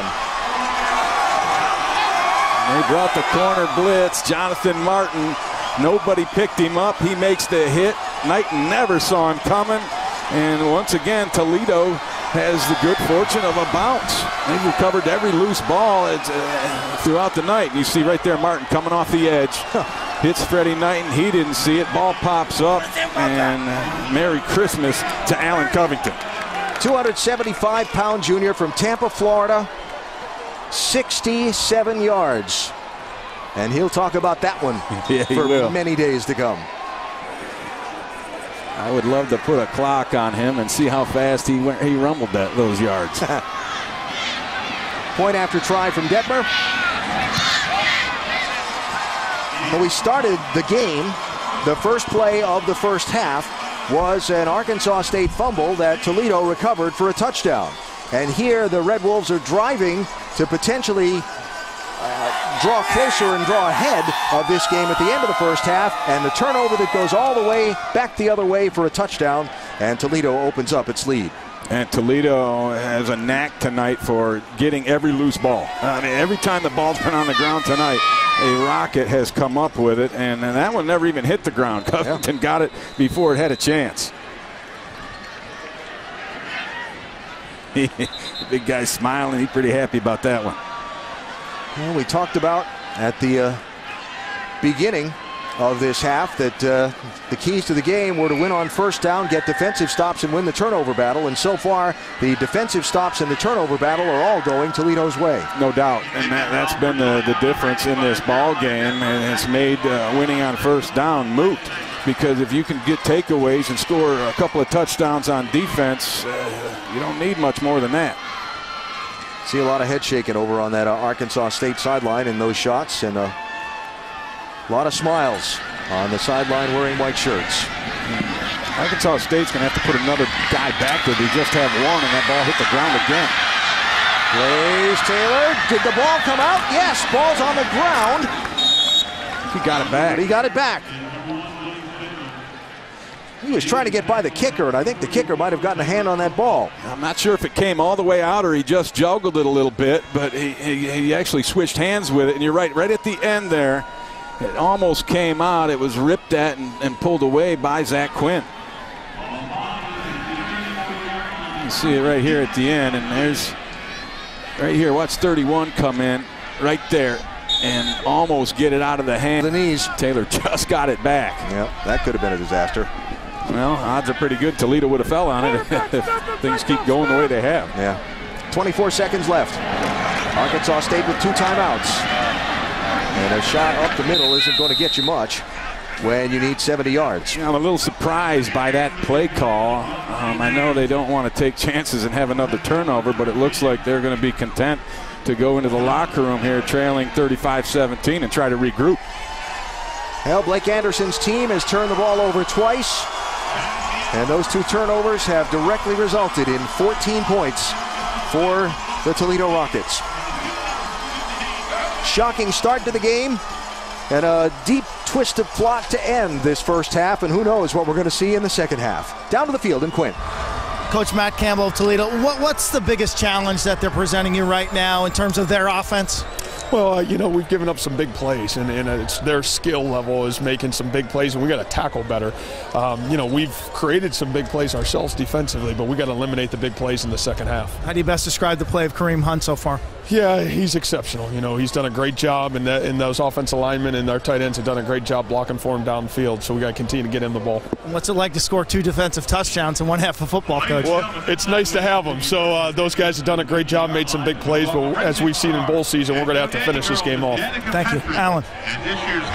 Ball's been on the ground 4 times in the game. Toledo has recovered all 4. And at halftime, the Rockets have a 35-17 lead over Arkansas State on this first offensive possession of the third quarter, because Toledo will get the ball here. And touchback, and Toledo will start at its own 25-yard line. Alan Bestwick, Ray Bentley, Quint Kesenick at Mobile at the GoDaddy Bowl, and a look at the first half statistics. And what do you see there? I see a big thing at the top right. Yeah, I think the thing you want to look at, you're right, is this number right there. 9 rush yards only for Arkansas State. Now, they're getting it done, 250 total yards, 241 through the air, but you have to be able to run the football, and then the turnover. 2 direct scores. In fact, the first 2 defensive scores of the year for the Rockets is really the difference in this ballgame. Yeah, everything that Arkansas State has gotten on offense has been on big plays. That's been everything they've gotten. Meanwhile, for Toledo, quarterback Logan Woodside has had a very solid game, 15 of 20, 111 yards. And Kareem Hunt's had a big game as well, and a big carry to start the third quarter. Hunt already over 100 yards in the first half. Down to the sideline in Quinn. Get off of blocks and tackle defensively, the words of Blake Anderson, Arkansas State head coach. I asked him, you going to add more guys to the box to try to stop the run? He goes, no, they're already there. Offensively, nothing will change. This is a team that continues to attack, whether they're down 40-0 or it's a 20-20 tie. They'll stay with their same system. I asked him if anything Toledo's done kind of surprised him. He said they've blitzed more than we expected, and then you could just sense the frustration from the coach. Freddie Knighton, 7 turnovers on the season. He had 2 turnovers in that first half, as you guys mentioned, that led to 14 points. Looking for a little energy from his defense there, looks like, Quint. And a 3rd and short here for Toledo. Good time for Toledo to go play action pass, because look at how all 11 guys packed in within 5 yards of the ball. Hunt, don't know if he got there. Going to be 4th down. Dwight Macon took the snap. The receiver in the Wildcat formation. He handed off to Hunt, but they didn't get it. And a big, big moment for the Arkansas State defense on this first possession of the third quarter. Artez Brown, the corner, shot in off the edge, and he was the one on the bottom of that pile to jam things up. Nick Ellis boots it away. It's going to take a nice roll for him inside the 25-yard line, and Arkansas State will take over there after a 42-yard kick. So Freddie Knighton, first half, 10 of 14, 241 yards through the air. And like I said, everything they've gotten has been the big play. And he's done a nice job in the passing game, but his 2 turnovers really, and both of them were tough. He had defensive guys on him. The second one, he never saw the guy. The first one, an immediate penetration, and Hester just was fortunate to knock the ball loose. They're going to have to put it together and play clean football here in the second half if they're going to mount a comeback. Gordon with his first carry just for a couple of yards. Michael Gordon, the junior from Camden, Mississippi, 1,000-yard rusher this season. Nothing in the first half, and some frustration on the bench looked like late in that second quarter for Gordon as he's trying to find a way to get something going upfield. That's the most shocking thing to me is Gordon's lack of production here. Knighton can't get away from 91, Trayvon Hester. Hester continues to have a good ball game. He is very nimble for such a big fella, and he has a great knack for getting by guys. He uses his hands extremely well, and he's got a whole toolbox full of moves. And what the Toledo defensive coaches wanted to get Arkansas State into was 3rd and long. They've got a minute here. Voss coming onto the field late.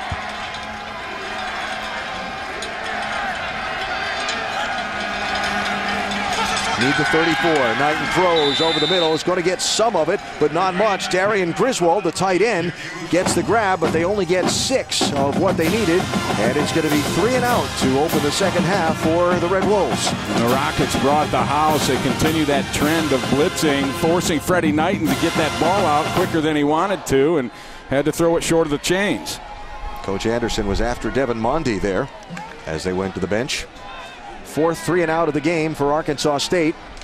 Well, Coach Anderson told us he's the effort coach, and they're going to play the way he wants them to play, and he's getting after them right now. Ferguson boots it away. Corey Jones grabs it, is clobbered immediately, but holds on to the ball, and that's where the Rockets will take over at the 32-yard line after the 38-yard kick. Defense getting it done.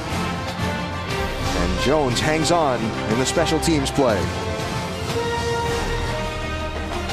GoDaddy Bowl, an 18-point lead for Toledo over Arkansas State. As we work our way into the 3rd quarter, 2nd possession for the Rockets. Both teams 3 and out to begin this second half. And if Arkansas State has any hopes or designs on making a comeback, they have to get it going.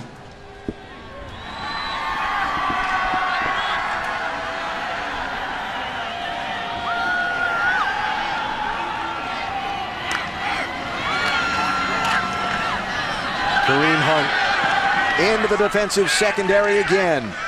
7-yard pickup on 1st down. Knocked down by Chris Stone finally. Hunt has been a star of the game, as we thought he would be for Toledo. Yeah, and I'll tell you this much, the Toledo offensive line has done an outstanding job of blocking and neutralizing Quishon Lee. You know, the leading tackler, a lot of people talking about him being a draft pick in the NFL. Yep. He has been pretty much silent and negated throughout the course of this game from that Toledo offensive line. Here comes Hunt again. Nice cutback. And 1st down with the 5-yard pickup for Kareem Hunt. Well, he makes an unbelievable sidestep cut on this at the end.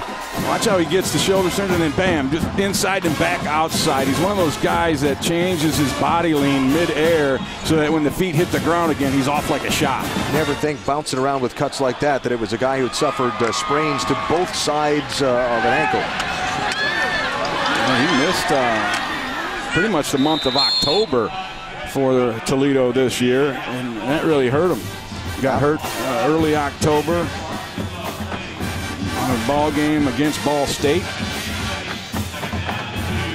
But is back as close to 100% as you can be at this time of year, according to offensive coordinator Jason Kendall. That was Alex Smolik with the 1st down big gain.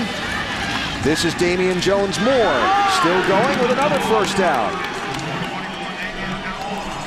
And Quinn Kesselnick has more on Kareem Hunt. Alan, just so impressed with this guy's love of football. You know, you walk out here 2.5 hours before the game, and there's Kareem Hunt working on his footwork, ball handling, receiving some passes.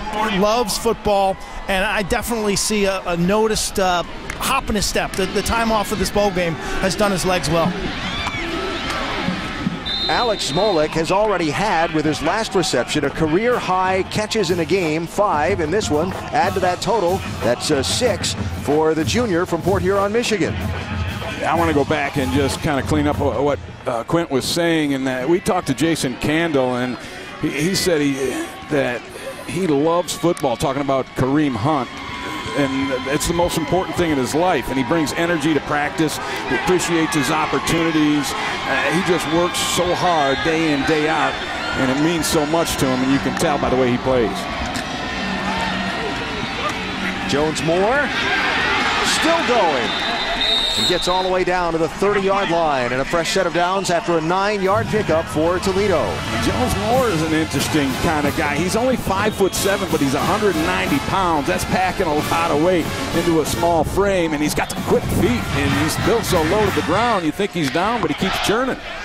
4 rushing touchdowns this season, and 3rd on the team in rushing yardage. The young man from Pittsburgh, Damian Jones-Moore. they have a plethora of good young backs. Jones-Moore, a sophomore, Hunt, a sophomore, and then Terry Swanson out of this game, a true freshman. Woodside takes a hit, throws complete. Corey Jones down to the 10-yard line. Woodside paid for that completion, but a 20-yard gain and a first down for the Rockets. You ain't kidding, he paid for it. Q Lee came unfettered on a blitz and lit him up. Personal foul, face mask, 27 defense. Going to be half the distance to the goal, first down. And they got Money Hunter late with that flag on the face mask, but I'll tell you, watch Q Lee come through here untouched, and bam, that's how you treat a quarterback. Spoken like a true linebacker. In my humble opinion. Well, big drive here for Toledo, and they're in business, first and goal. See if they like that fade. Throw it to 9. He's bottom of your screen. Nope, they're going to hand it to Kareem Hunt. He's going to go into the end zone for his 4th touchdown of the game. He's the irresistible force right now. And he got some nice blocking again. Mance again pulls around, gets up into the hole, and takes out a linebacker. And you can see why he's the MAC player of the year. Just looping around there, coming in, and bam, right there, he just takes the linebacker, Austin Copeland, for a little ride. Point after try by Jeremiah Detmer.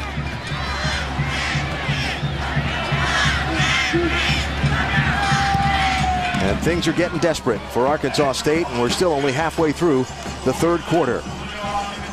I think desperate's the right word for it. I said, Alan, they have to get it going here if they have any hopes, and it's getting even more dire. They trail 41-17 as Kareem Hunt keeps putting the hammer down.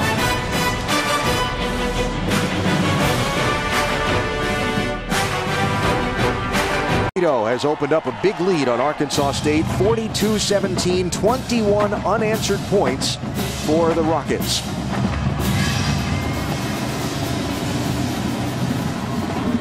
Blaze Taylor from the goal line.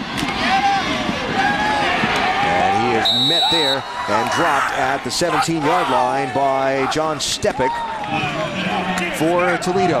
Well, one of the big stories of the game, we had a big rusher on both sides of the ball coming into the game. One has scored 4 touchdowns, and one has been completely stymied. Yeah, and that one you're talking about that got stymied, Michael Gordon, thus far, has really been stopped. Got to give this Toledo defense all kinds of credit because they have not allowed him to get loose. I mean, look at the disparity between what he did over the course of the season and then what he's getting done tonight. So Freddie Knighton throws, J.D. McKissick catches and looks for some yards after the catch. They get about 5 and bring up second down for the Red Wolves. You know, I talked about desperation before, and when you've got a fast strike offense like this Arkansas State, you almost want to flinch a little bit and say, well, but they have got to start scoring some points, and then their defense has got to get some stops. Yeah, they need a break here or there. Everything has bounced Toledo's way thus far. And, well, usually over the course of time of a game, those things will even out. We'll see if that happens. But you're right, Alan. They've got to pick it up across the board. It started to look to me like their will was beginning to wilt on that last defensive drive. Had a couple of big strikes, long-distance scoring plays. Freddie Knighton has. They could use some more. He's going to pull it down and run with it this time. He's got some field ahead of him. Slips down just outside the 32-yard line, but that's enough to get the Red Wolves a first down. And that's one of the ways Freddie Knighton can beat you. He's an excellent scrambler and is usually very adept at finding his way out of the pocket. And then once he gets into open field, all bets are off. He can go the distance. Gordon back into the game after starting this series on the sideline. And going to have some movement there, and that's going to cost Arkansas State 5. False start, offense, number 24. 5-yard penalty, first down. Not a lot of penalties tonight. That was just the 4th of the game for Arkansas State, and Toledo with only 1. Yep.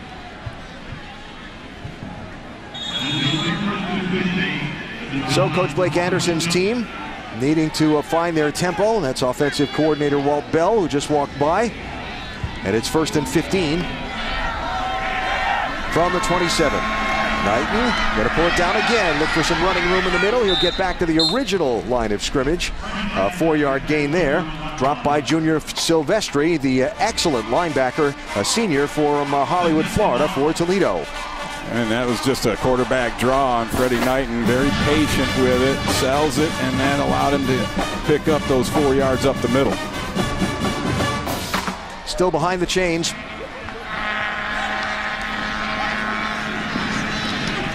Optioning this way and then pulling it down and keeping it himself.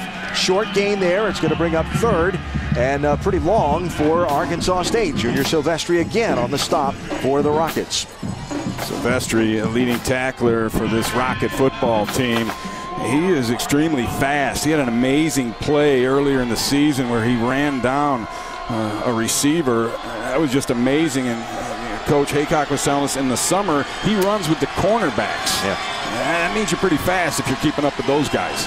First team All-MAC selection for a second straight year. 33, Silvestri. Third down and 8. Knighton throws over the middle. Got a man. There's Gordon. He's going to have first down yardage. That's the biggest gain of the day for Michael Gordon. And it brings the Red Wolves 13 yards and close to midfield. Good patience by Freddie Knighton. He looked at about 3 different receivers until he found Gordon flashing late over the middle. Little wildcat look here. Knighton's up at top of the screen. And a little trick play. Nowhere to go. And he's going to get run down from behind by Trent Voss. Excellent coverage downfield. Kept the double reverse throw from happening. And what they wanted to do was get Gordon on kind of sneaking out after he did the handoff. Watch Gordon. He's going to go around, and he's the guy they're looking for down the field after the exchange of the football. But good discipline by the cornerback here. He stayed with it the whole way and kept his eyes where they're supposed to be.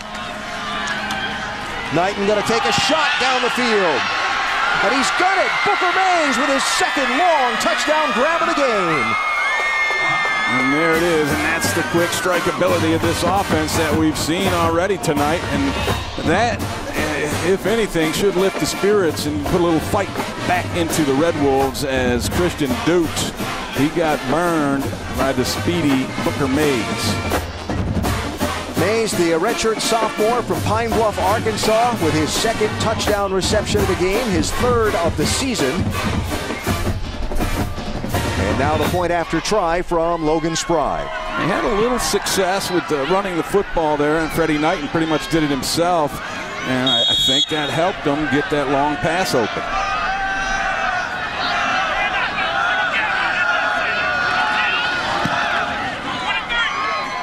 So it's back to an 18-point gap that the Red Wolves need to make up to catch the Toledo Rockets. Second time today, Freddie Knighton to Booker Mays on a long, and Toledo looking like they're ready for an onside kick. Yeah, tell me those guys ain't tuned in to a potential surprise onside. A-State known for a lot of trick plays. They've kicked onside 7 times this year. Here it comes. Ball is fumbled around. Who's got it? I don't see any flags on, so whoever's got it looks like they're going to keep it. Second time today we've had a wrestling match at the bottom of the pile. It's going to be Toledo ball. Once again, they come up with the ball when it's on the ground. Have an Arkansas State player down on the field. It's like Jack Lynch was able to recover that one. And there is the Red Wolf player being attended to. That is the kicker, Luke Ferguson, who is having his right leg attended to.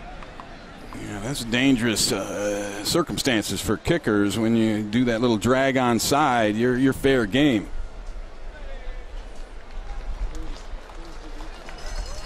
Good to see him up.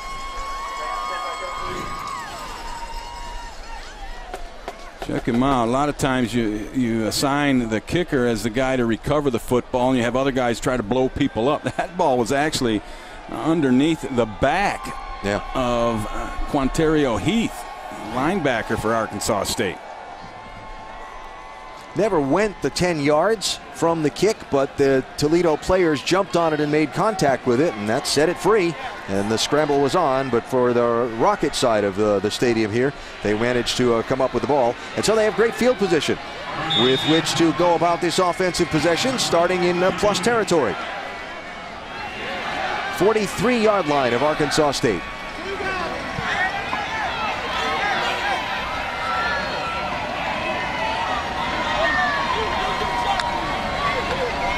Woodside hands to Hunt.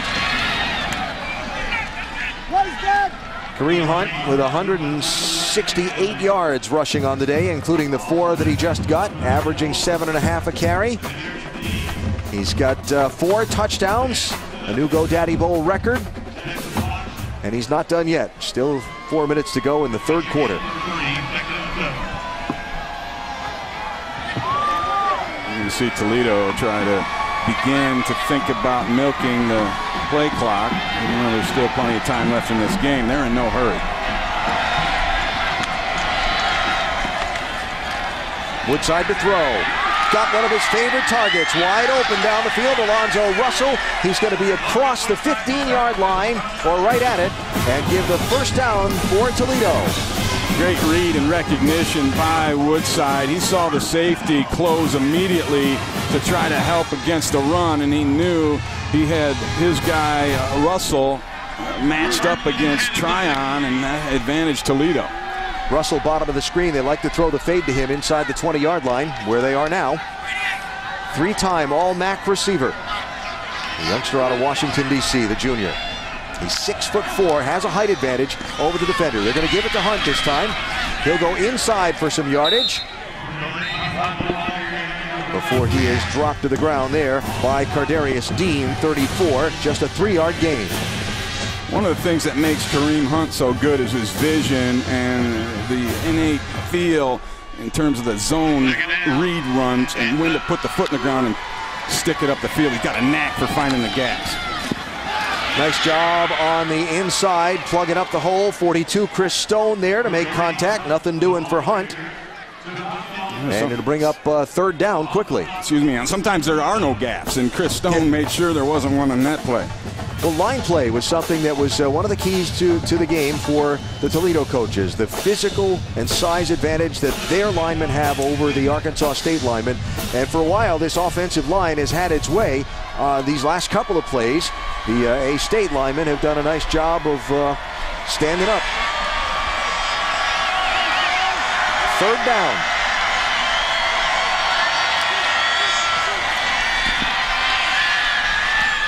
Intercepted. Hunter, can he go? One man to beat.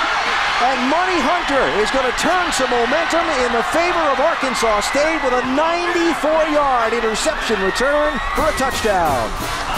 It was just miscommunication between Logan Woodside and Corey Jones. Woodside thought Jones was going to work back to the outside. Jones worked inside and basically ran away from the ball, and Money Hunter was right there to benefit.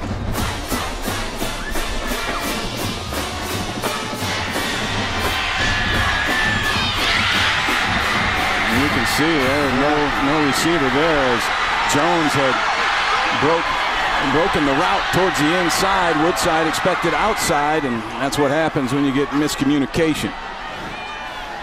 Point after try from Logan Spry. Got it through. And so after giving up 14 points on turnovers in this one, Arkansas State gets 7 on a turnover back as Monshadrick Hunter, Money Hunter, the sophomore from Prosper, Texas, goes 94 yards. You're going to see that's the route from Corey Jones, but at the end of it, Jones is going to work back to the inside. Watch how he steps and he goes inside, and Woodside's read was break outside based on where the defenders were, and they were not on the same page, and Money Hunter is the beneficiary of that mistake. First turnover of the night. The interception from Logan Woodside gives Blake Anderson's team a little bit of momentum and draws them back to within 11. Yeah, 2-score ball game now. And those defensive touchdowns are getting closer to evening out now. We got 2 for the Rockets and 1 for Arkansas State. So Blake Anderson, the Arkansas State coach, told us in our meetings with him yesterday that with all the trick plays and so on, besides keeping it fun for his kids, it's about trying to steal 14 points in a game. So the last onside kick attempt didn't work, though they did get the turnover. Let's see what they do this time. Luke Ferguson back in. He's going to kick it deep. Really deep. As in, how dare you hit me last time? I'm going to kick it out of the end zone. Down to the sideline, and Quint. Alan, you and Ray were talking about Arkansas State's negative body language earlier when they were down in this ballgame 42-17. Well, things have changed dramatically since then, and now the team with the questionable body language is Toledo in the white jerseys. Logan Woodside spent that last kickoff on the phone with Jason Candle upstairs. Corey Jones and he discussing that last communication era. Matt Campbell came over. Now's the time, if you're Toledo, that you lean heavily once again on this offensive line to get back your mojo, because the momentum has shifted. The offensive line for Matt Campbell's team made up of 5 seniors. All of them that have graduated and pursuing graduate degrees. Let's see what they can do here. They can open a big hole. Kareem Hunt out to midfield before he's finally wrestled down by Rocky Hayes. 23-yard gain on first down. And that's how you answer, and that's how you get your body language back. And no fanciness in this one. It's just straight ahead, man-on-man blocking. And Toledo shows their dominance there. In particular, Josh Hendershot, the left tackle, knocked his man back 10 yards. Woodside with a rare keeper and run. He's going to get 4 on that one and set up 2nd down and 6. A rare carry for Logan Woodside. Just a little, it's a zone read, and the read told him to pull the football because the defensive end, Jabari Matthew, had closed down to take away the dive.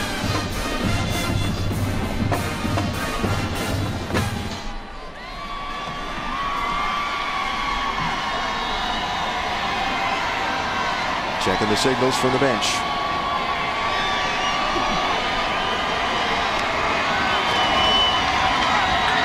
Kareem Hunt bounces off Chris Stone, 42.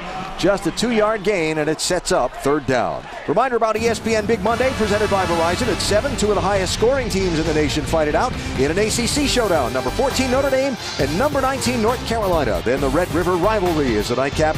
Number 18, Oklahoma, and number 11, Texas. Notre Dame, North Carolina, Oklahoma, Texas, Monday on ESPN.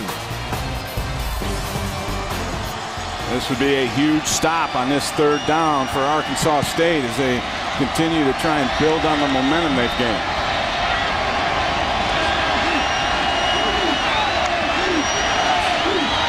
Woodside swings it out to Damian Jones-Moore. Fighting, and he's going to have the 1st down for Toledo. Hunter on the stop. They'll move the chains. And fighting is right. I really like the way Jones-Moore gets after it. He is very quick. He's like a rolling ball of butcher knives at the end of runs.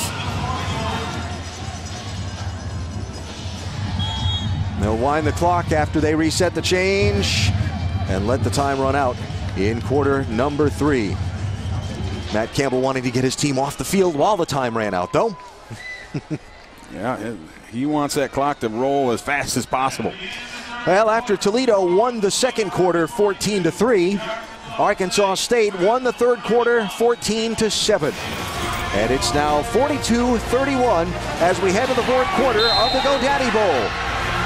A game that's featured turnovers for touchdowns, a dominant rushing performance, and big plays. What will the 4th quarter hold in this one? We're back to find out. Wild finishes to it. We'll see if Arkansas State can turn this one into one. But for now, Toledo with a 1st down at the Arkansas State 41-yard line.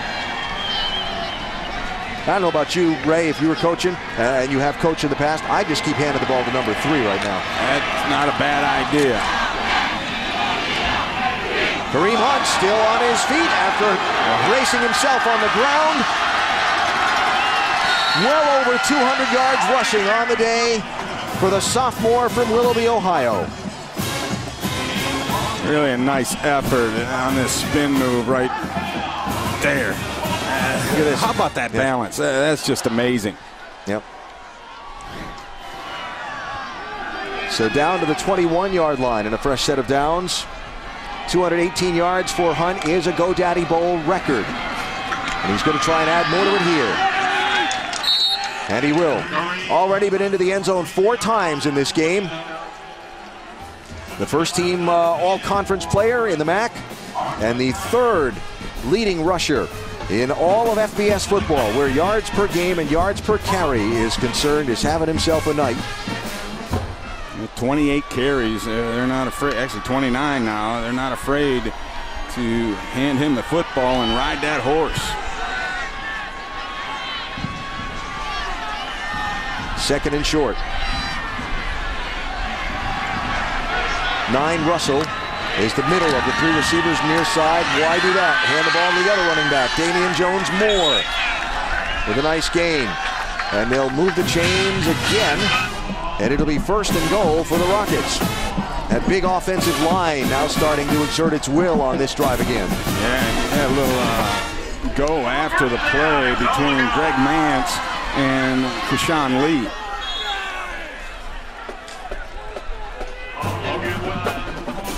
Woodside for not much. He'll set up 2nd and goal. Arkansas State has started to blitz the inside linebackers on early downs just to try to contend with the run game and hope you run into somebody, and that's exactly what they did there. Jones-Moore is the running back on 2nd down and goal from the 8. Gonna throw near side. Wilson with a move. Can't quite get there. Keyshawn Wilshire, the junior out of Detroit, just shy of the end zone. 3rd down and goal from the 2.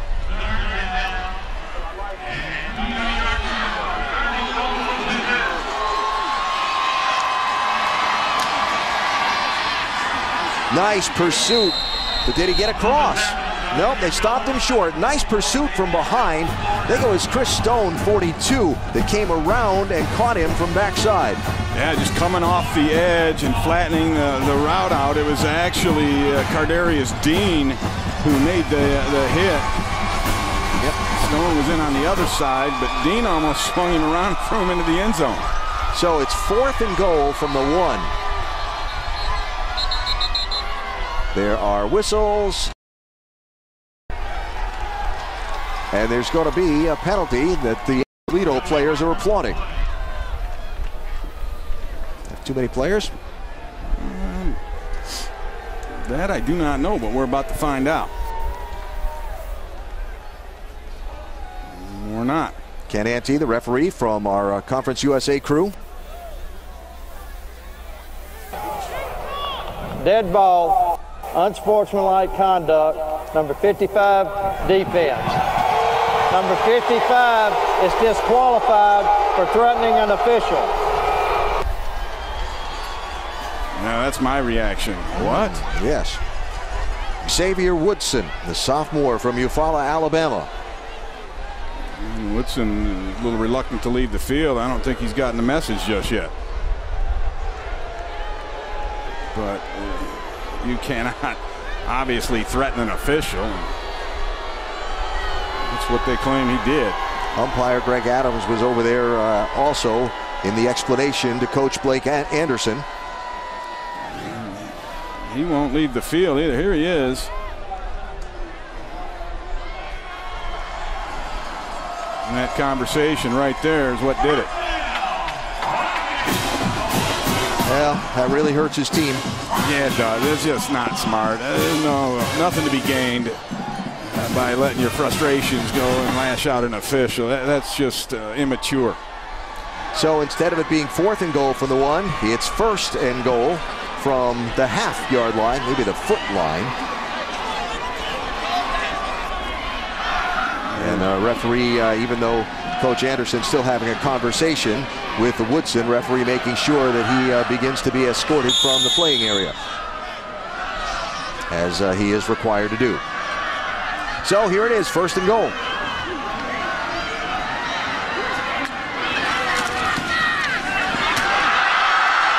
make it 5.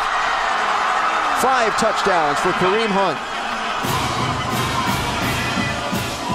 who took a wrap on that run into the end zone, but got the 6 for his team. What a night. He did get whacked pretty good by Quashawn Lee, but too little too late. And what a night for Kareem Hunt.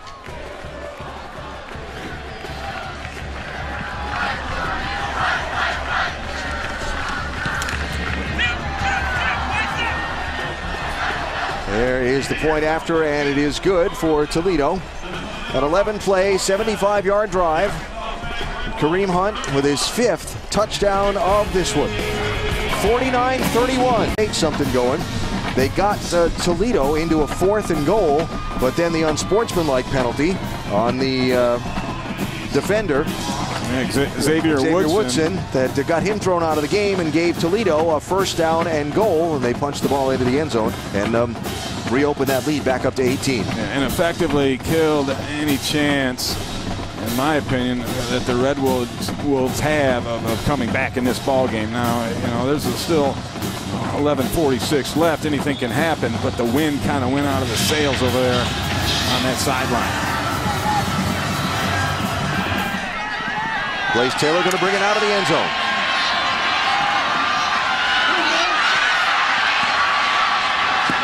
Flags coming in. It's not Taylor, that was Rocky Hayes who went back for the first time all day in kick coverage. And we'll check the flags.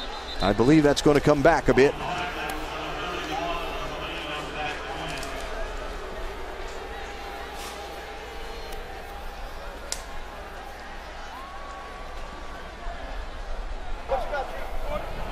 During the return, personal foul, number 44, Toledo, hands to the face. 15-yard penalty from the end of the spot, 1st down. That goes the other way. Jaden Coleman is tagged on the penalty. So Kareem Hunt having a career night here. But watch the contact he takes here on that last touchdown. Yeah, helmet to helmet. Q Lee came up and put a pretty good whack on him, and so he had to go through the concussion protocol on the sidelines, and he was able to pass that. They gave him his helmet back, and we gave him an award. That would be the Capital One Player of the Game. Who else? Kenneth Raines, tight end, getting some yardage for Arkansas State on 1st down. Give an assist to the offensive line for Toledo. They've opened up some tremendous holes for Kareem Hunt, but he has been outstanding from the get-go in this ball game. And as mentioned, the Capital One Player of the Game. Freddie Knighton coming near side, and will pick up 1st down yardage for Arkansas State, and quickly, with the assist of the penalty on the kickoff return, they're into Toledo territory. Yeah, but they're too close to score because their 4 touchdowns have averaged 65 yards. Yeah. Everything's been big plays. Michael Gordon looked like he was looking to double reverse, but it was blocked off and sealed by some penetration on the Toledo line, so he came this way with it and picked up 6 yards. Yeah, and a little pause, showed good patience there. I didn't know what he was looking at, but he decided not to go with the reverse as he had the guy coming around, and he just decided to keep it himself rather than give it to the tight end Griswold. He had the ball out in front of him like he was ready to hand it off and said, nah, that's not going to work. I think it was a good decision by Gordon because he would have got whacked. Knighton with a backwards pass to Gordon, but he'll run it. Very close to 1st down yardage. Chaz Whitaker on the contact to take him out of bounds for Toledo. See where they spot it. Looks like it's going to be 3rd down and very short. Gordon's lost a shoe or what he's doing. He's messing with his leg there a little bit. Might have taken a shot on that one. Here's the 3rd down play. The swing pass to the outside with 1st down yardage and into the end zone for a 3rd time tonight. Booker Mays, touchdown for Arkansas State. Booker Mays has been explosive tonight. Here's a guy who had 1 touchdown all season long, and he's got 3 in the bowl game. Well, he got a great block from Darian Griswold, who knocked his man almost to the bench. Watch the block right there by 19. He did. That Toledo defender might have to buy a ticket to get back onto the field. Point after try by Logan Spry. And we're back to an 11-point game. Still a ball game, especially with the explosive nature of this Red Wolves offense. They can put it in from anywhere on the field, and they are only trailing by 11 here with a little over 10 minutes to go in this ball game.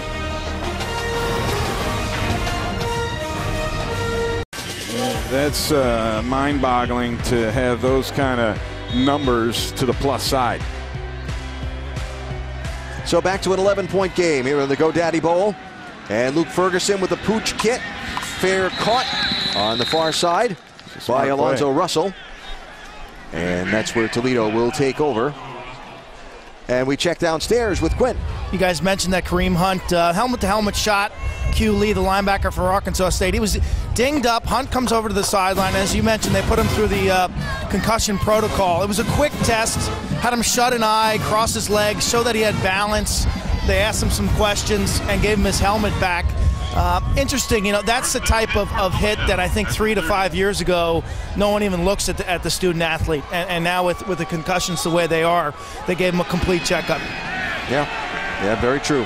And good to see that Hunt was given his helmet back, and he is back in the game to finish what has been a spectacular night for him.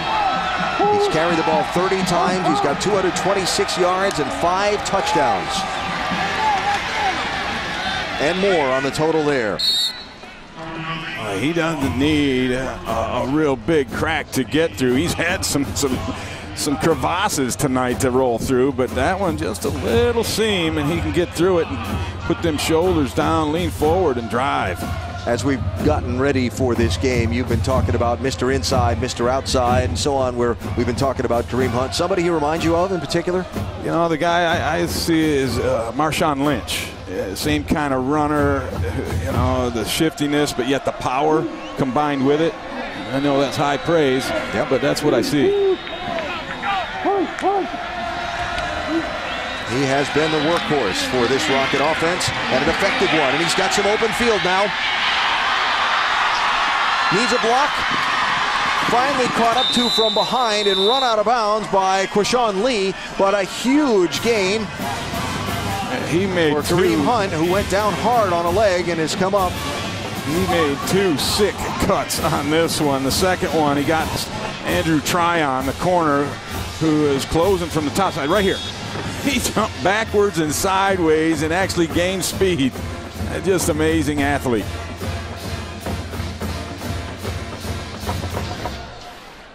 So Hunt comes to the sideline with attention for that right leg. And he's up to 271 yards, most in any bowl game this season for a running back.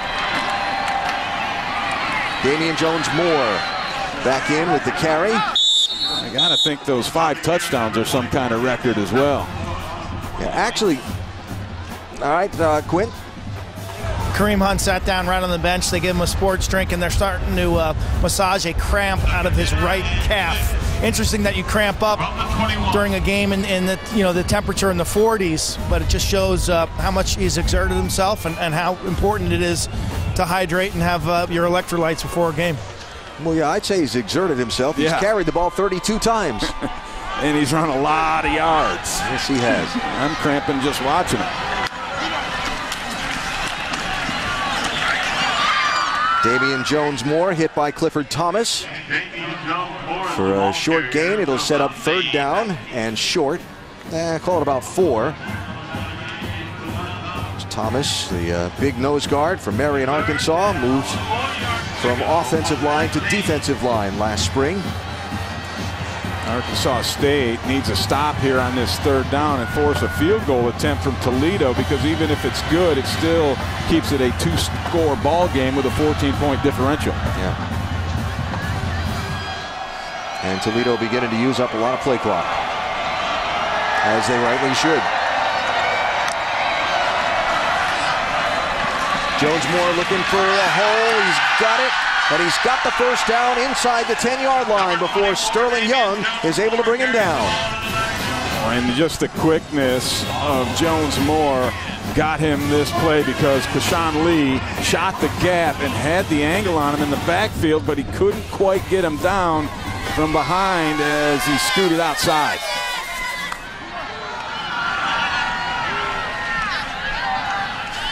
One of the keys to this game, Blake Anderson told us about, was that they had difficulty stopping the run, and Toledo ran the ball well. Well, there you see, Toledo has run the ball well tonight, and Arkansas State's had trouble stopping them.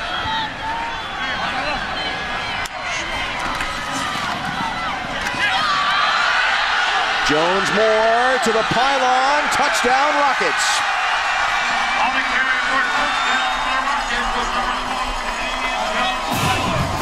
That one was just all about the speed getting to the edge. Money Hunter couldn't quite get there in time, but Jones-Moore shows the burst, and then the dive at the end, get it out there inside the pylon. That's 6 points.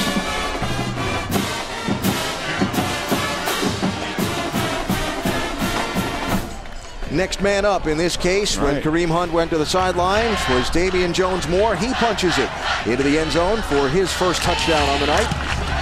And Jeremiah Detmer getting a lot of work on these point-after tries, the place kicker for the Rockets.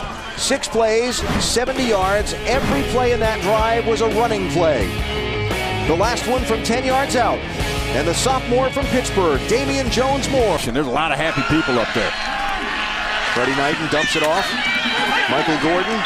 And a flag comes in at the end of the play. Might be a face mask. I think the hand got shot out there, and leave a flag on the field for it.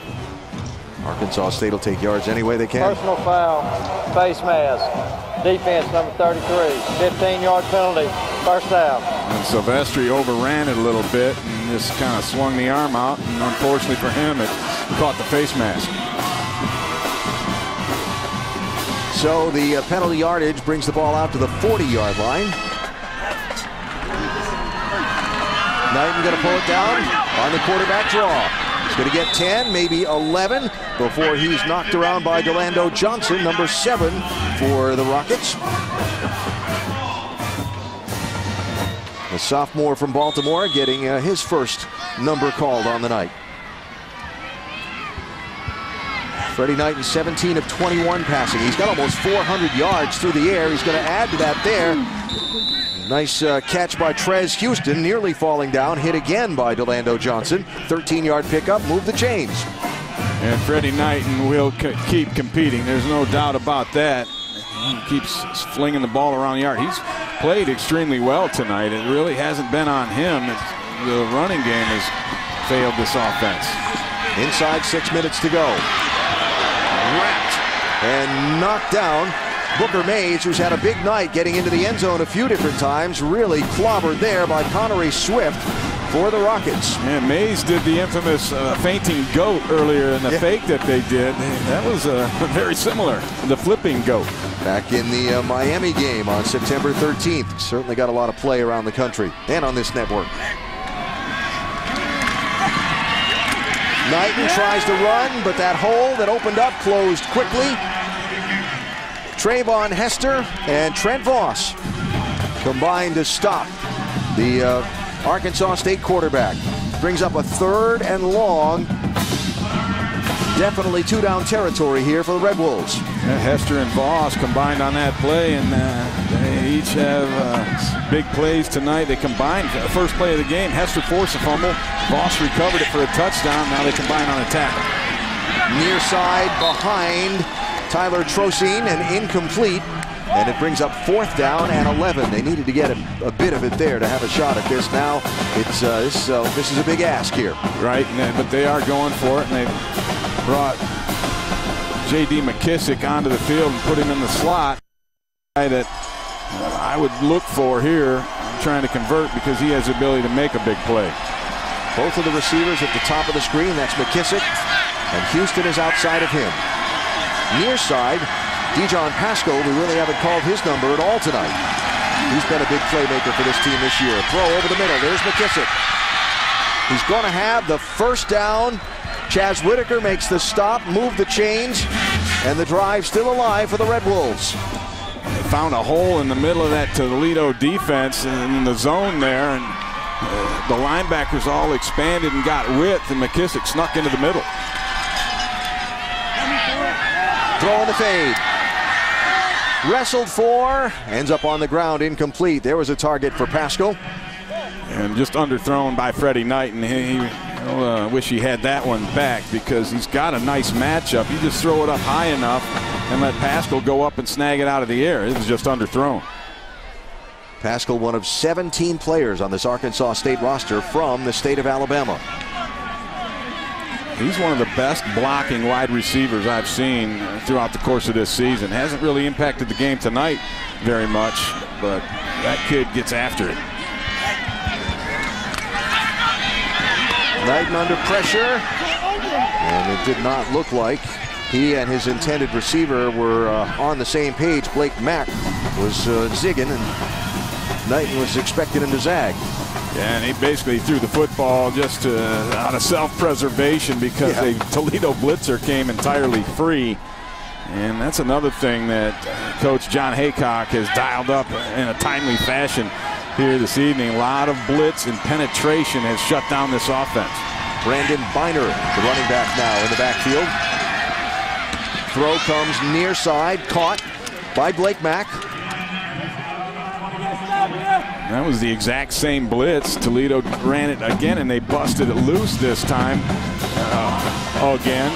But Knighton was able to get rid of the football. He had shorter routes. Didn't quite get to the stick, so it brings up 4th down and short.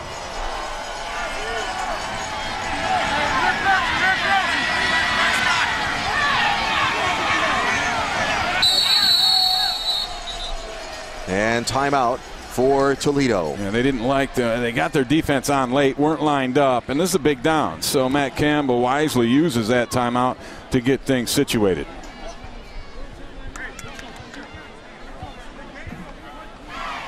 So while Toledo figures out their defensive plan for this 4th down play, a reminder about our NBA doubleheader coming up on Wednesday. James Harden and the Rockets heading into Cleveland to take on the Cavaliers. Then it's Andrew Wiggins and the Timberwolves hosting Eric Bledsoe and the Suns. Rockets Cavs at 7, Suns Timberwolves at 9:30. Wednesday, the NBA on ESPN.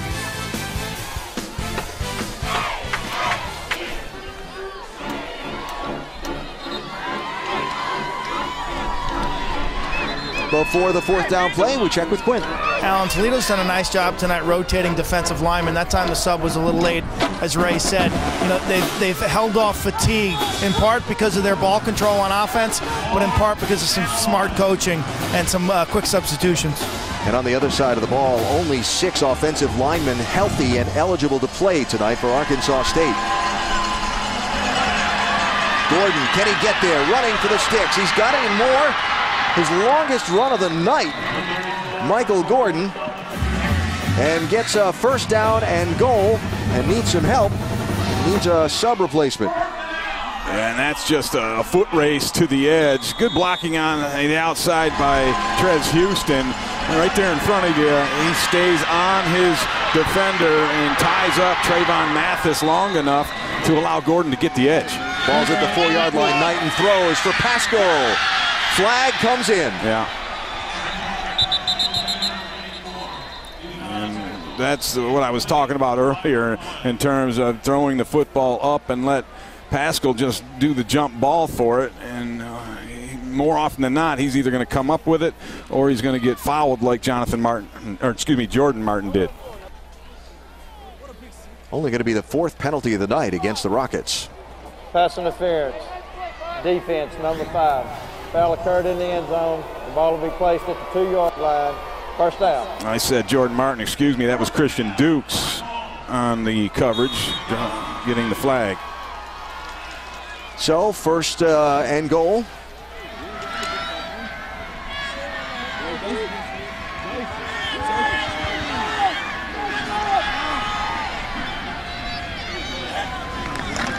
White motions out, gets the ball and doesn't hold on to it. Falls incomplete.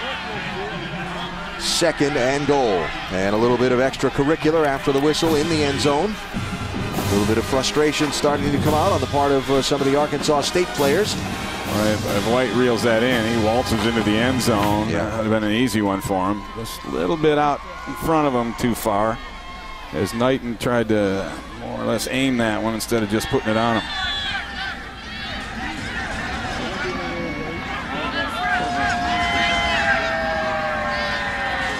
Time's a wasting. Gordon quickly wrapped up by Junior Silvestri and stopped to bring up 3rd down and goal. And the biggest thing about that is it just keeps this clock running, and that's Toledo's best friend right now. And again, they make the substitution up front that Quint was referring to, keeping fresh bodies in there as they try to make a stand here. 3rd down from the 1.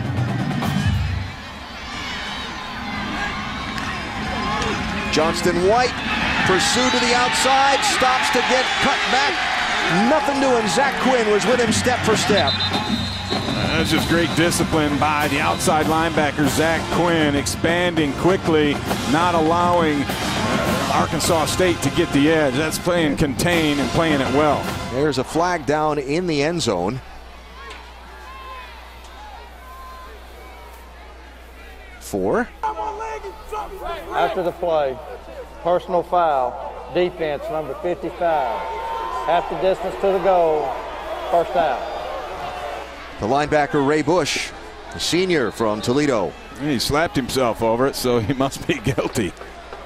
And that obviously doesn't make Matt Campbell happy, as it sets Arkansas State up with a fresh set of downs here.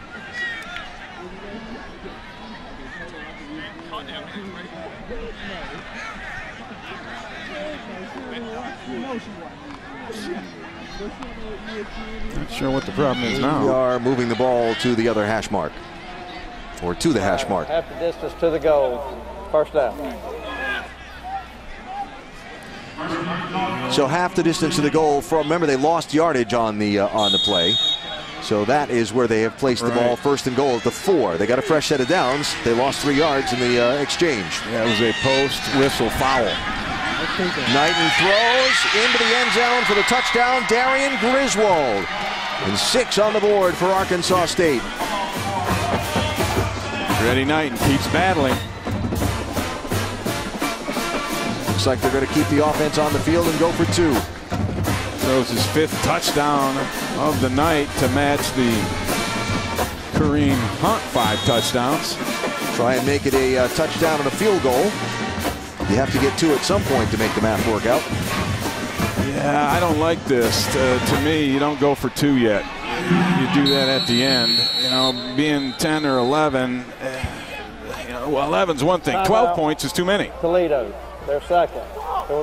Matt Campbell running down the sideline to whistle that timeout. It's a questionable call here to go for 2, because if you don't get it, now you're down 12. That's 2 touchdowns. Whereas if you kick the extra point, make it 11, now you're talking about a touchdown, a 2-point conversion, and a field goal.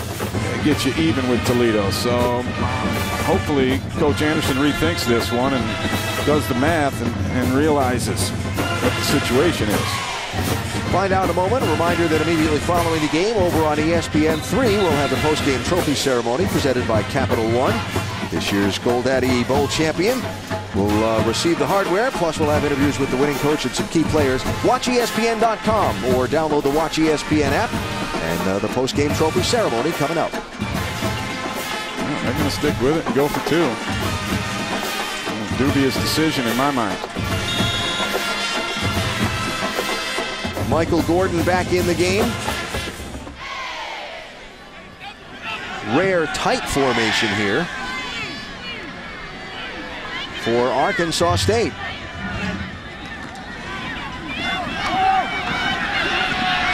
Knighton throws it up into the back of the end zone, intended for Warren Leapart, but the ball was high behind him and falls incomplete. And the 2-point try does not happen, so it's a 12-point game with 2 minutes to go. And I just think that that's just not good math from Coach Anderson. And they did get the touchdown to close it, but Toledo up by 2 good touchdowns, 12 points.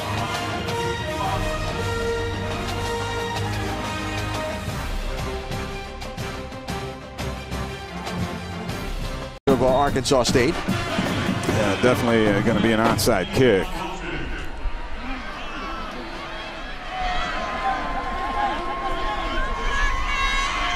Luke Ferguson to do the kicking for Arkansas State. A lot of people up along that 45-yard line for Toledo. And the ball fell off the tee as Ferguson made his run up. He's had issues with that all night, right from the beginning. Yep.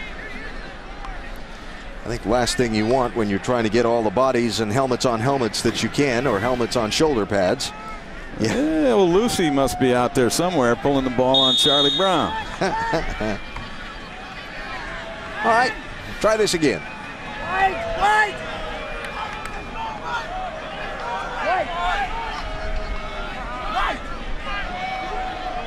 He's trying to make up his mind which way he's going. Nice big bounce, but it'll go out of bounds off the hands of Corey Jones, and the ball will go to Toledo. Yeah, it's my opinion that you're not really going to surprise people. I would put it on one hash and give myself plenty of room and a good enough angle so you get that high bounce and you guys have a chance to get it. I just don't think there's a lot of value of trying to deceive them on which way you're going when it's obvious you're kicking it onside.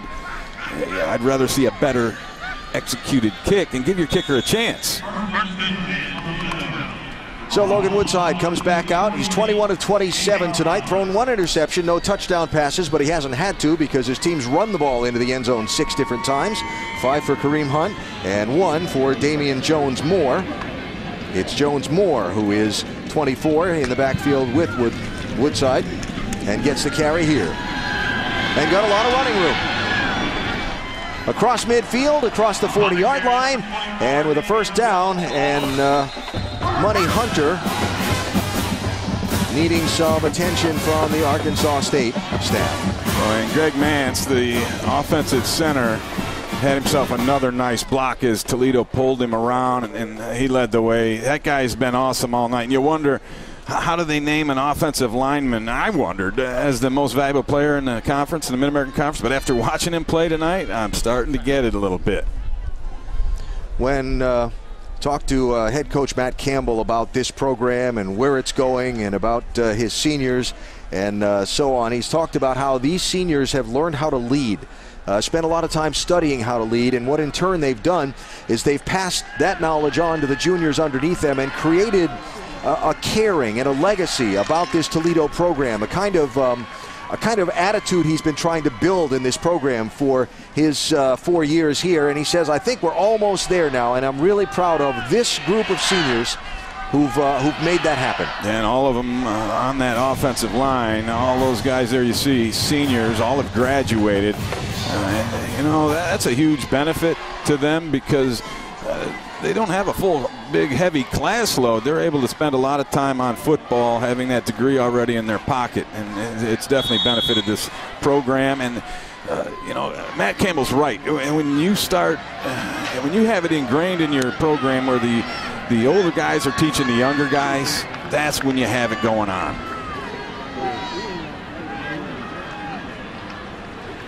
Game clock winding. Arkansas State has all 3 of its timeouts, hasn't used any yet, and in need of 2 scores. In need of the ball right now. It's 1st and 10 after that long run from Damian Jones-Moore for Toledo.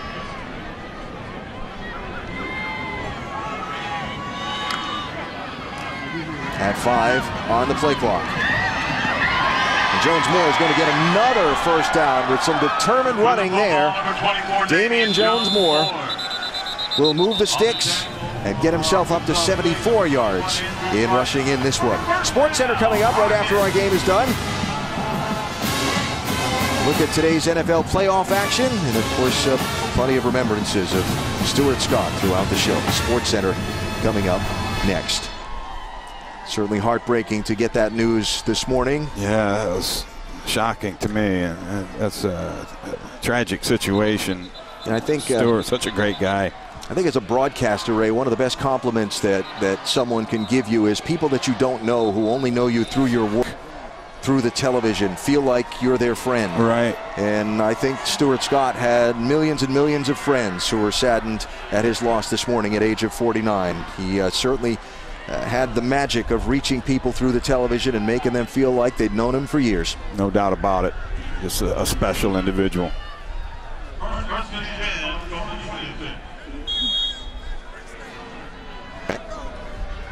So first fresh set of downs for Toledo, and as we look at this game beginning to wind down as they continue to possess the ball off the Arkansas State timeout. Another thing that both coaches mentioned to us as we got ready for this was they both mentioned Boise State. When you asked them what they wanted their program to become, as Woodside sets it down when there was no running room and Arkansas State takes the timeout. With the new structure of college football and the college football playoff and the Power Five and the Group of Five and so on, what Boise State did this year, Brian Harsin, who is the head coach there now after leaving this Arkansas State program to return to his alma mater for this season, their win in the Fiesta Bowl set the example for every one of these people. And both of these coaches said to us that we want to be the guys who play the big guys, who play them relentlessly, and we want to be the ones playing in the New Year's Eve Bowl. Well, in essence, it's the Group of Five national champion, because they're not, I mean, let's be honest, they're not going to have a chance to compete in the championship. That's just not the way it's set up. So what their big prize is to be that team out of the Group of Five to play in one of the New Year's Six Bowls, and this year it's Boise State, and that's what all of these Group of Five teams aspire to. I'd love to see it break up and have a Group of Five championship, and then the Power Five championship. That'd be fun. Here he comes again. Damian Jones-Moore has been the workhorse of this drive. Is he going to find his way all the way to the goal line? He will. Touchdown, Toledo. There's icing on the cake.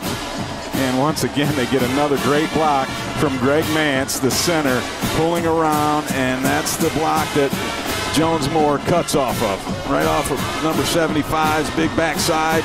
And that's a good friend for them running backs. They have cut off of him all season long, and in particular tonight. You look at all the big runs from Jones-Moore and Kareem Hunt, and most times they are coming in behind a Greg Mance block. The Gatorade bucket has hit Coach Campbell. He doesn't look thrilled about it. It's cold. I've had one of those before, and that's a shocker. And the point after try by the senior kicker, Jeremiah Detmer, is good. 63 on the board for the Toledo Rockets of the MAC. 7 touchdowns between their 2 running backs tonight. Kareem Hunt with 5. Damian Jones-Moore with a pair of his own. And there is the MAC Conference Player of the Year, Greg Mance, the senior center, who had missed most of the last 3 games injured. And Coach Campbell and offensive coordinator Coach Kendall very happy to see Mance back and able to play in his last game in this Rockets program. Yeah, what a night. I'm glad I got to see him play. And watching some of the games, the last game of the year he played one series. The game before that he didn't play. And looking at those games, you could tell that they were missing him definitely. And you look at some earlier in the year film, and he's as dominant as he was tonight. That kid will play on Sundays for quite a while, in my opinion. Highest point total scored this season for the Rockets.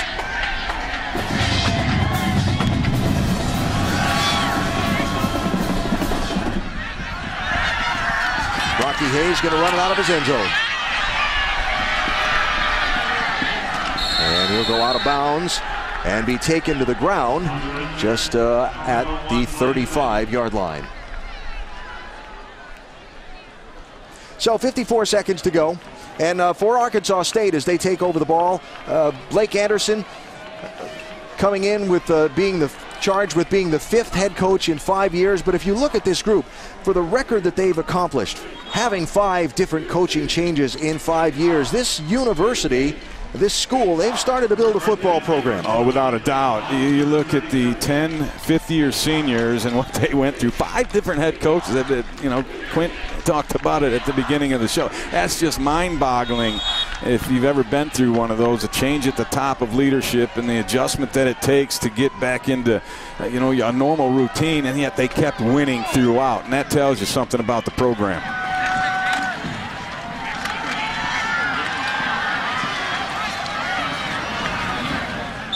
Johnston White with a run up near midfield.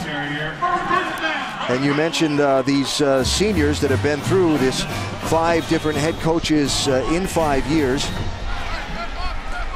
Those 10 fifth-year seniors named Sportsman of the Year by the Arkansas Democrat Gazette. And why not? For all that they've accomplished for this football team.